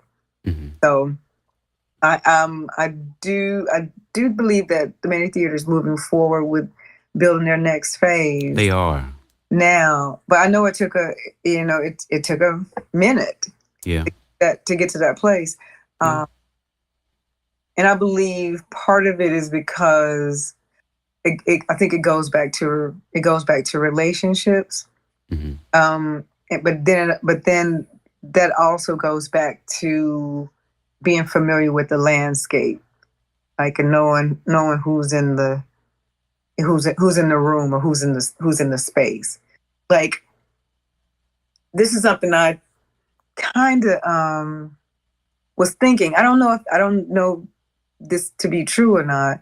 Okay. But I felt this during the last election cycle, and that is, our folks are, like I said, historically undercapitalized. We and not because we can't make the money, but because white folks be breaking stuff. You said they break stuff. They be breaking stuff. They be tearing things up, setting stuff on fire. I'm trying not to cuss and say shit. But no, you can't say whatever you want. Setting things on fire and burning down that kind of thing. So that redlining, all those things, definitely happen. And so I was having a conversation with someone. I was like, coming into the election cycle, sometimes it feels like we as a people are thinking very short-sightedly. Whereas we are planning, when it comes to politics and elections, we're planning for the next year or two, right? Or 6 months. We're planning for that short period of time. And then we go back to our lives, right? Be up here. No more. It's not election season anymore. Business as usual. Not election season anymore. I can relax. I can go back to doing whatever it is I'm doing. But it's the other folks. They are constantly. It is always election season. Right. It is that, and that's one thing I would love for our folks to be aware of. It is always. Everything's about voting. Everything's about what are we agreeing on. It's about voting. It's about being engaged and being involved, being visible. Because there's a difference between you. There's a big difference between you knowing who your politician is, right? Who is your elected official? Who's your commissioner? Who's your mayor? A game changer, what's even more powerful than that is if those people know who you are. Right? I need to know who the mayor is. Mayor know who I am. I send him a text or whatever. He might not get back with me immediately, but I know he got it. Right. And I know those kinds of things. Not just with elected officials, people who are in leadership, your chamber people, chamber of commerce folks, your folks who work in economic development. Just depends on the people who, if you're an artist, the people who run the Arts Council or the Humanities Council, those kinds of things. coming up to 22 election. Mm-hmm. So I have 4 kids. My oldest is 33. Okay. 33, I think he is. And then the next oldest, well, I got 2 33s. My bonus baby is 33. My son is 33. My middle son is 32. My 32-year-old told me that he was probably not going to vote. He said, "Don't make a difference. It ain't going to change nothing." Mm-hmm. And I was pissed I feel you. to hear him say that. Yeah. And so we talked about it. He was very strong. He was very secure in his stance. And so I ended up just saying, listen, if you don't want to vote, then don't. You don't have to vote. I said, but you better do something. You got to show up in some kind of way. And this was before. Now he's a father. Grandparents' Day was yesterday. Grandparents' Day. Grandparents' Day. Happy belated Grandparents' Day to you. I got 2. That's awesome. 2 grandbabies. But I said, you got to do something. At the time he didn't have any kids. Now he's got a son. Mm-hmm. So you just got to show up for yourself and for your community in whatever way makes sense. Yeah. But start to kind of see what's important to you. A friend of mine told me the same thing. It was like, oh, well, because at first it was like, I'm voting for Trump. This is wild. This is like beginning of the year, right? Mm-hmm. Now all this stuff about Trump, and then Kamala has come out. Madam Vice President Kamala Harris. Mm-hmm. Want to get her title right. I know she black. Right. We don't want to be so familiar, though. Kamala. Right, that's my girl. Right. But Madam Vice President, since she wants to be the president now and all of it, and everybody's rallying behind her. My friend, I went back to him. I said, "You still voting for Trump?" And he was like, "No, I'm not voting at all now, man. Same situation." And I was just like, I was there before, especially when it was Trump against Hillary, and then they came out about the stuff about Hillary. Just like, oh no, now so it just gave me a whole thing where like I don't want to. And I think the media wants us to be in that, don't think about voting, don't worry about voting, because if people aren't thinking about voting, now what? We can just go build a road and because we got enough money, So you're absolutely right about that. So, I asked them about that and I was like, listen, what we can do, we still have to vote for who we think the best candidate is. Mm-hmm. Stay involved, stay informed, but don't just say you're not voting. Right. Because you can give them the liberty to say, well, people aren't voting anyway, so why are we setting up these polls and why are we doing all that? Yeah. Let's just get rid of all that. Let's just, Just get rid of all that. Yeah, if you don't, it's just like if you don't use it, you lose it, right? So yeah. It's mandate. It's old school. It's obsolete anyway. Let's just right. Yeah, because just govern ourselves. Like, especially when it's the thing that when you feel like, I understand when you feel like your voice or your vote doesn't count. Yeah. And to be very honest, in some cases it does not. To be perfectly honest, in some cases you can stand up there and rah sis boom bye and press that button and get the hanging chads and all of that, and it's not going to matter. And that's another story for somebody who's smarter than me with this whole electoral college thing.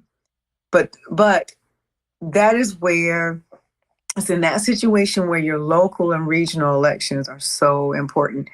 Mm-hmm. Even like in smaller cities, some of those, actually not even in smaller cities, and right here, some of these elections, these city council, commission, whatever elections, the winner is by a difference of dozens or 100 people. Right. So if 100 folks would have shown up, then Absolutely. Your outcome would have been totally different. So I'm really big on involvement with local folks. I know who my representative is, my state representative. Statewide stuff, I'm not as involved in, but I'm getting there because I am getting more involved with the Black Chamber of Commerce. Okay. So I'm and they do a great job of the Greater Augusta Black Chamber of Commerce and the regional chambers throughout Georgia. They do a great job of interfacing with state and federal elected officials to make sure that this community is top of mind for them. Okay. Yeah. So that's good. I pick up my phone and call Congressman Allen, but if the president of the Black Chamber and also our president of our local Greater Augusta Black Chamber of Commerce is also the president of the Georgia, I'm gonna mess up the name, the Georgia Coalition of Black Chambers. So she's a president of both those, Ronique West. So having voice is really important, and they'll help you too. If you've got an issue you want to have addressed, first join the chamber, really affordable, and then they will assist you with whatever your needs may be, whether it's personal for your own home or whether it's for your business. They do all sorts of business training as well. So, and here's and part of the reason why it was important for me to do this newspaper work, even though I don't know nothing about running a newspaper, is that information is power. Data is so powerful. Okay, so let's introduce the newspaper a little bit, because you did say that was one of the main things you wanted to publicize and talk about. Okay. Yeah, give me some information about the newspaper. All right, I certainly will. So I am the publisher of Urban Pro Weekly. Okay. It was started in 2011 by Fred Benjamin as a print publication. So I acquired the paper in 2021. Okay. Beginning of 2021, and have been utilizing that as a vehicle to tell our stories. I'm a musician and a part-time farmer agriculturalist, but I want to make sure that creatives have an outlet and a voice as well. So that was one of my primary reasons for buying the paper. Also, from a business, entrepreneurship, community perspective, and really kind of in response to all of the activity and all of the different narratives that the media was spinning in 2020. There was just so much out there. It was, of course, the election, January 6th, it was a whole bunch of bullshit going on. And I wanted to make sure that the newspaper continued to do what it was meant to do, and that was to amplify our voices in the community. Good. Yeah. Tell them how they can get to the newspaper. So you can get to UPW at the website is urbanproweekly.org. And I'm very excited that we're talking today because right now we're transitioning from print and a little bit of digital to 100% digital. And I tell you, it's challenging, but it's a great and necessary challenge, right? So I met with some advisors and some consultants this morning and began to just lay out exactly what it will look like. And I'm excited about that because it is shaping into a lot more than I could have ever imagined. You know, I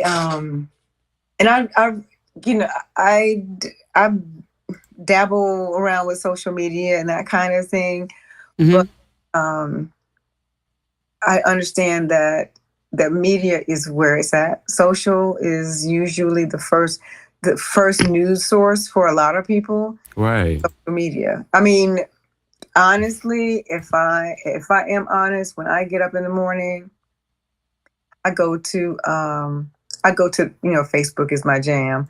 I go to the Facebook and I see what's happened. I check my messages. I check my email. Mm-hmm.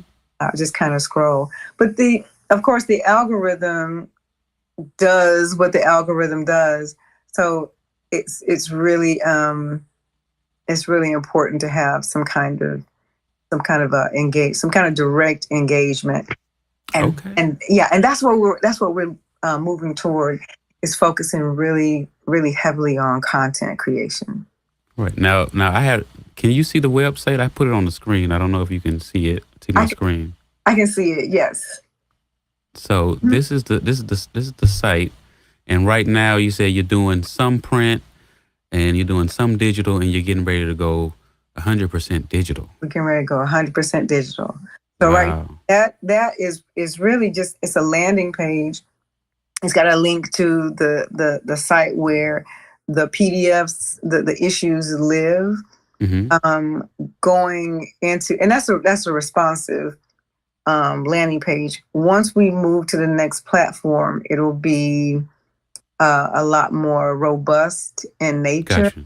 Mm-hmm. And it will be what I see happening with it is that it becomes a living thing, which sounds weird to say.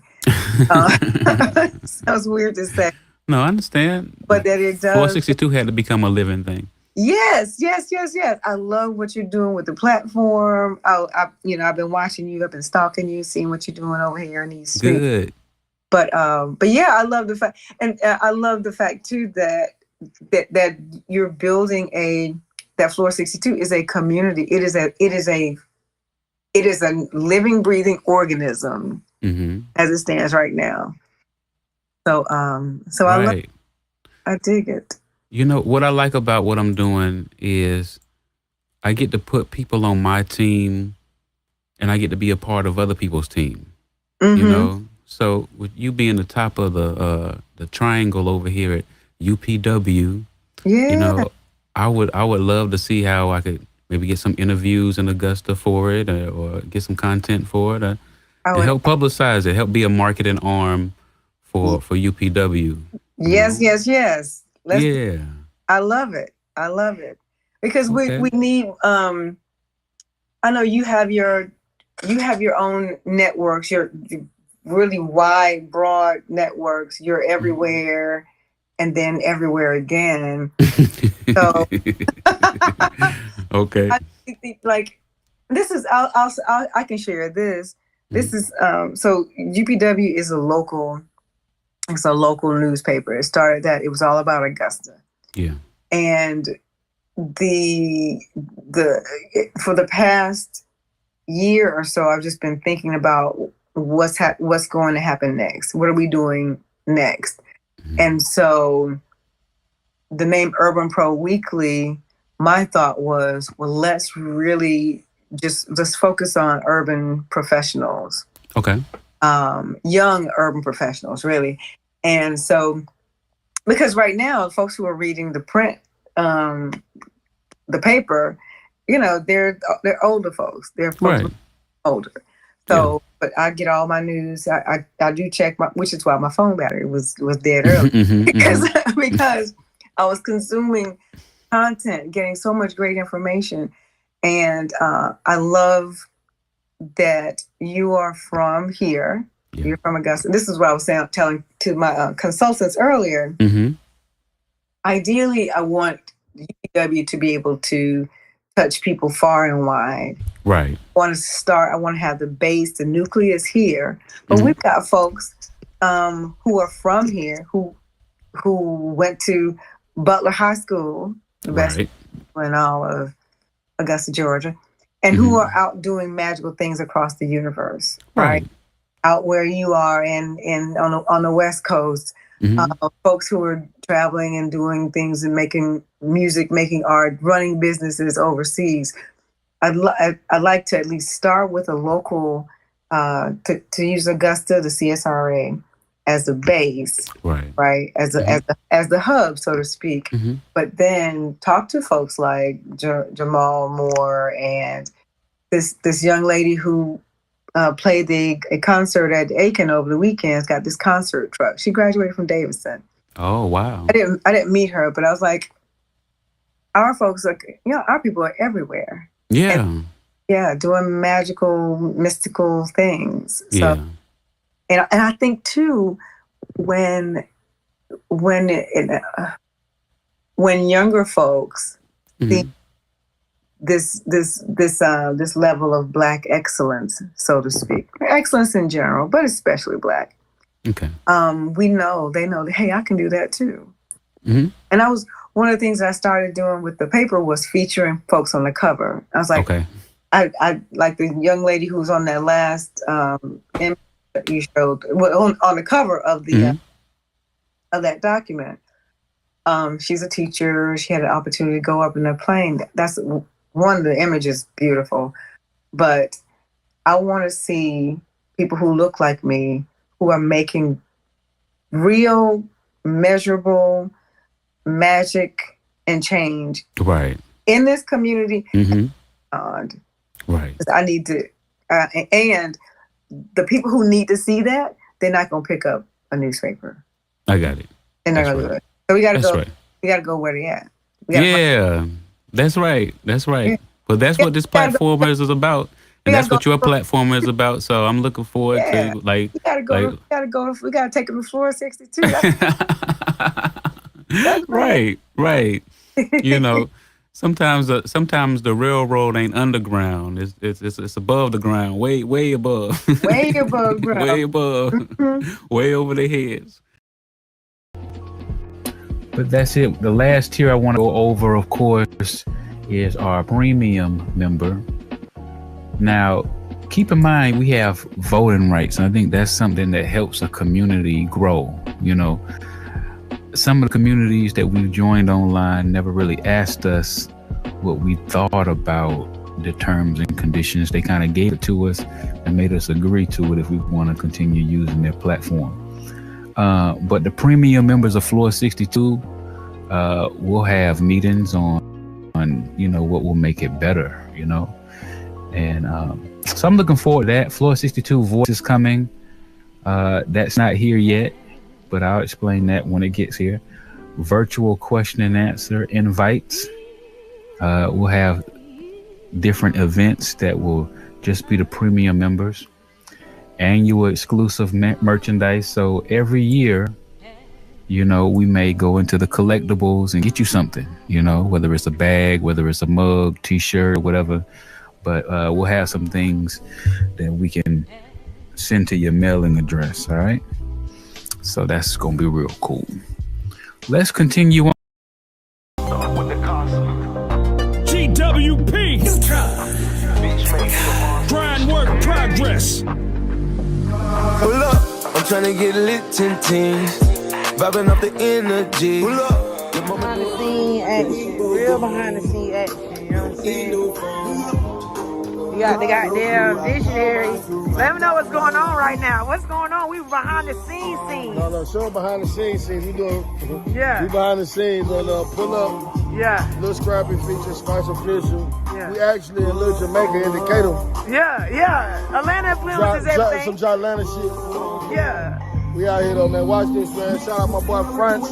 Let us use the spot right here in Decatur, man. Shout out my boy Pat. What up, Pat? Kato Brown, what it do? You got the spot. Yeah. You got one with this, bro. You know what we're doing? You know what we're doing, man. We're going all the way up out there, motherfucker. Big TCE shit. The mama doing crazy things, driving me wild. Get a no music video. Yeah, y'all know how we doing it, man. On the east side, your boy DJ Trail Tsunami. Check out my dog DJ some more. Y'all already know how we rock it. Everywhere we go, we turn shit up. What's going on right now? Right now, it's your boy Champagne True. We outside, literally outside, as you can see, at the pull-up video shoot. It's gonna go crazy. Yeah. Spice, and we on the east side with it. Yeah, we on some more shit. Tunes upon your head, you know what I mean? Yeah. Y'all stay tuned. Till we both grown. We don't need no phone. We had the car wash. Niggas about to. We had to set it in motherfucking pull up. We had to pull up. This shit about to be a motherfucking. Pull up on it. Hey. Hey. That boy dancing. Oh yeah, we dancing, man. Got down. I'm gonna open the world up. You know what I'm saying? Movie. Pull up on them. You see they pull up on them? Can we just shoot this shit with scrap right quick? Yeah. Y'all fucking with the song though? Yes, sir. Y'all fucking with that shit though? Let them know. Go ahead. Let them know. My name is Kalani. Y'all can follow me on Instagram at Misty Lines, MISTY_LONS_. Okay. But you fucking with the song? Pull up on them. Yeah. What about you, Doc? Oh, ladies and gentlemen. You fuck with the song? Yeah, I'm fucking with it. You already know this Booster Boo out there, East Atlanta. You can hit me on IG. Boo Bat. That's BOOBAT 33. On IG. Play the music.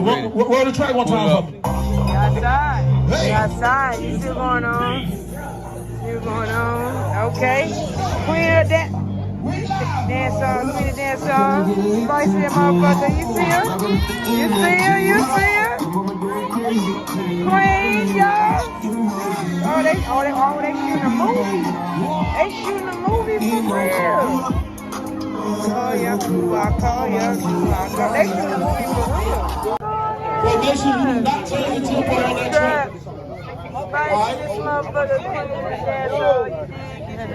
Jordan, pull up video shoot. Swift right there.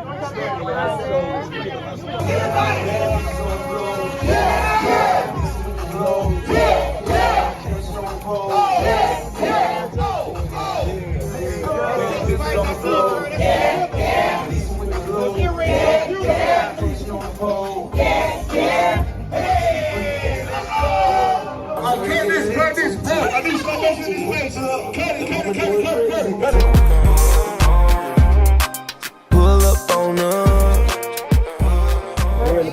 Yeah. We on some more shit. Yeah, that way. We do this shit every day. This shit regular. This ain't nothing new. This is regular. This a Monday. Yeah, this is a Monday. What we doing Tuesday? We in LA? This is a regular Monday. This is a regular Monday. Imagine what we do on the weekend. Yeah. This is Monday. This is a Monday. Come on. Yeah. Monday. Yeah. I love the top of the week. You feel me? Yeah, man. On a Monday. On a Monday. That's it right there, girl. That's it. Where you go? You're in the zone.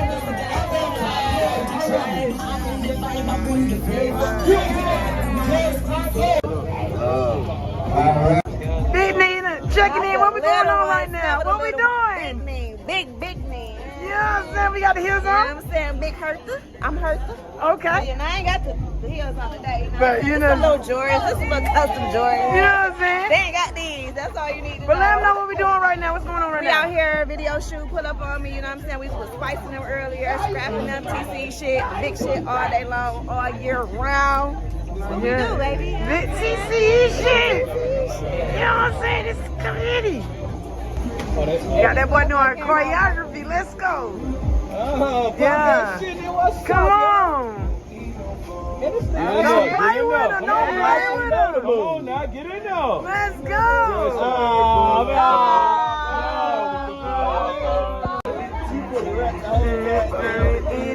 What's up? Hey. Crazy things on your side. Come on, hey. Beat the ball.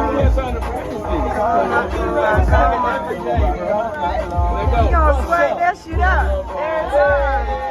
Pull up on, let's go. Y'all gotta stop.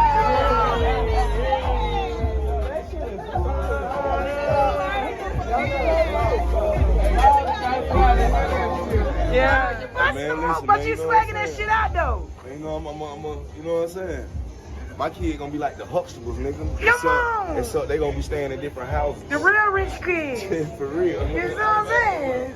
Yeah. You got scrap dancing, bro. Yeah, you know what I'm saying? You got with the choreography, bro. You know what I'm saying? I'm the choreographer, the creative director. My name is Smiles with a Z.P. And I'm rocking with the hottest DJ in the A. we doing? We are at the official music video, Scrappy and Spice. Yeah. We on the video set of Scrappy and Spice. And you know what I'm saying? You can't be on set without your boy. I don't know what you're doing. Yeah. Mike. New host in the pool party. Yeah, man. If you want your pool party host, right, you call your boy Mike B. I will be there. And we turn up, let go. Pull up on 'em. No talk, it's just action, no. I've been stacking, but I need some more. Yeah, what's happening, cause I'm finna go. Let's get it cracking, cause it's time to blow. Scrap the dollars. Listen, man, Pete Gaines, you know what I'm saying? We just did the Scrappy video shoot for the song Pull Up. You was dancing in that Featuring motherfucker? Spice. Wasn't he? Yeah. That shit got spicy, you know what I'm saying? Like You put that spice. Well, your boy got done came on there with that drip, like, you know what I'm saying? Yeah. I tell them folks don't even play with him like that. But Yeah. that folk gotta chill, you know what I'm saying? On some more shit. Yeah, Wagwan, you know what I'm saying? You know what I mean? You know what Hey, I'm man. I'm a bod man, you know what I'm saying? Bod man, you know what I'm saying? I kill shit. That way, you did that right there. Hey, Me make money for fun. Just Bumba clot. Me tell them suck your mother. Yeah.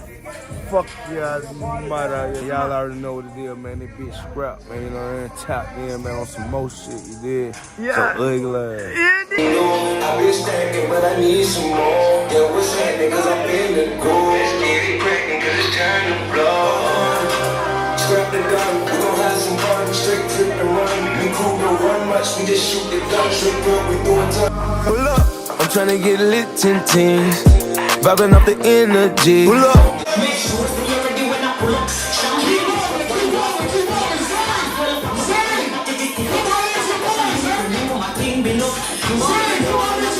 Bring the fire card, I'm whatever making on me kill for this pride. It's the life, what I don't need a bride. Me and I call us I bring the vibe, I bring the flavor. Put it on your hood, now I'm your screen saver. I follow anywhere you follow, I'm in navigator. I'm your best secret, and it's the It's on the floor, yeah. Releasing with the glow, yeah. There's no pole, yeah. Let's go. It's on the floor, yeah. Releasing with the glow, yeah. There's no pole, yeah. 1, 2, 3, 4, let's go. I'm trying to get lit to vibing up the energy. The mama doing crazy things. Loving me watch, get an OG. Till we go wrong. We don't need no harm. Call your crew, I call my zoo, I call night long. Pull up on me.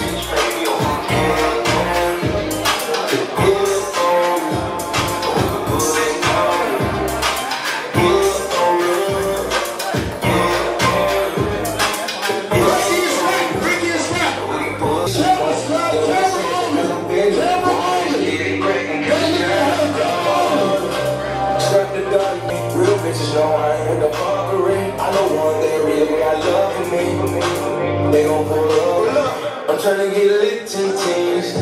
Vibing up the energy. My mama doing crazy things. Loving me watch, get an OG. Till we both grown. We don't need no fun.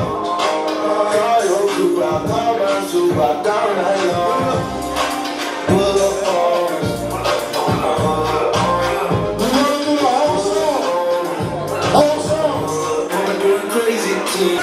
Bad bitch on the floor, yeah. Releasing with the glow, yeah.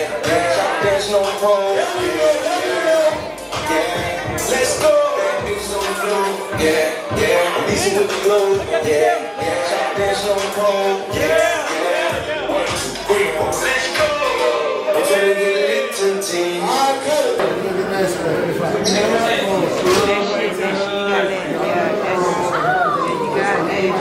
Got the drinks in here, motherfucker? Email. Yeah, you know what I'm saying? I love everybody in this bitch. I can't even play my boy Scrap, my nigga Stroke, my nigga Kato, Finesse Lounge out this bitch, Kelton Highway, Decatur, Georgia. Where these? Where Soldier? What's up, Todd? Oh no. Where TT?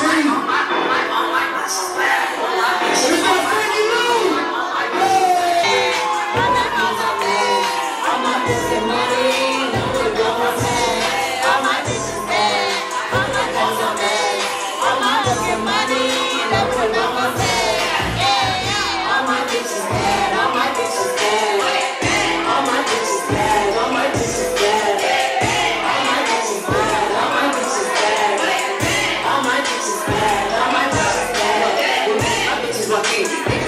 they choosing, popping their friends like nigga with Tim with some titties. Tipping you, baby, we look on my skin. Where to begin? Love her to death, we like kids. Two different mamas, but call on my twins. You fucking solid, though, solid with me. This real best friend out. And me and my besties out. Gotta take a picture out. And when she do a little twerk, I be screaming, go, best friend, go. You ain't never had a friend like mine, that's fine. And she might stop playing about mine, yeah.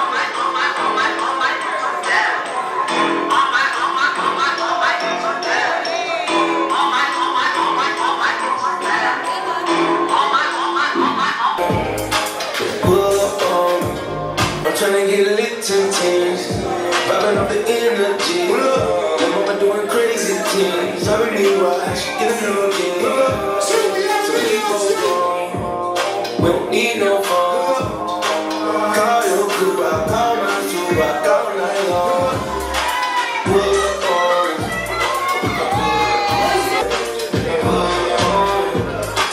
Pull up on. Make sure.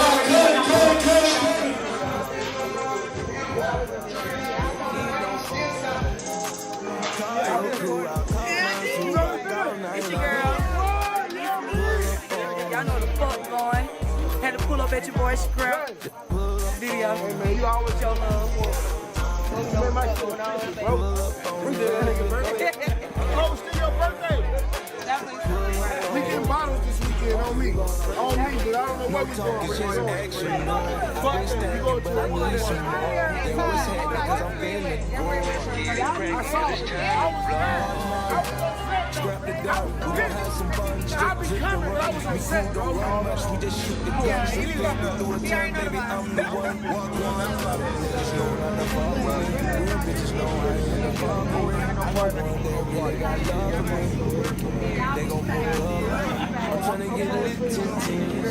Vibing off the energy. Pull up, lil' mama doing crazy things. Driving me wild, she getting no jeans. Pull up, till we both grown. We don't need no phone. Hey, what's happening? It's your boy Big Scrap. You already know what it is, man. It's the premiere of my new single, Pull Up, featuring Spice. You feel me? Some more show. You dig what I'm talking about?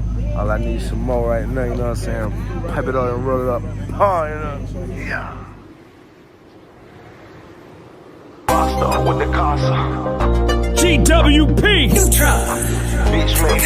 Grind work progress. Pull up, I'm tryna get lit 10 teams. Vibing off the energy. Pull up, your mama doing crazy things. Driving me wild, she getting no jeans. Pull up, till we both grown. We don't need no phone. Pull up, call your crew, I'll call mine too. I call night long. Pull up on it. Pull up on it. Pull up on her. Pull up on her. No talk, it's just action, no. I've been stacking, but I need some more. Yeah, what's happening, cause I'm finna go. Let's get it cracking, cause it's time to blow. Walk one, scrap the done. We gon' have some fun, straight drip and run. Me crew don't run much, we just shoot the gun. Strip club, we do a ton, baby, I'm the one. Walk one. Niggas know not to fuck with me. Real bitches know I ain't with the fuckery. I know one that really got love for me. They gon' pull up. Pull up. I'm tryna get lit 10 teams. Vibing off the energy. Pull up. Your mama doing crazy things. Driving me wild, she getting no jeans. Pull up. Till we both grown. We don't need no phone. Pull up. Call your crew, I'll call mine too. Rock all night long. Pull up on us. Pull up on her. Pull up on her. Pull up on her. Make sure say you're ready when I pull up. Champagne pop up, wine glass cup full up. Ass well fat up, I pull up, my titty stiff up. Got a couple mil up, you know my thing been up. Boy, you know when I pull up, I'ma bring the vibe. Card a mood when me in a me cave. Describe you so fly, swag I don't need a bribe. Me and a dozen gal I pull up, call us the pretty tribe. I bring the vibe, I bring the flavor. Put it on your good, now I'm your screensaver. I follow anywhere you go like I'm a navigator. I'm your best secret NDA paper. Bad bitches on the floor. yeah, yeah. I'm decent with the glow, yeah, yeah. Shout dancing on the pole, yeah, yeah, yeah. Let's go. Bad bitches on the floor, yeah, yeah. I'm decent with the glow, yeah, yeah. Shout dancing on the pole, yeah, yeah. 1, 2, 3, 4. Let's go. I'm tryna get lit 10 teens, vibing off the energy. Pull up, lil' mama doing crazy things, driving me wild, she get a no jeans. Pull up, till we both grown, we don't need no phone. Pull up, call your crew, I'll call mine too, rock all night long. Pull up on them, bitch make me a monster. Yeah, yeah. Pull up on them, let's go. Pull up on them, yeah, yeah. Pull up on them. 1, 2, 3, 4, let's go. When you ready when I pull up, champagne pop up, wine glass cup full up. Ass well fat up, I pull up, my titty stiff up. Got a couple mil up, you know my thing been up.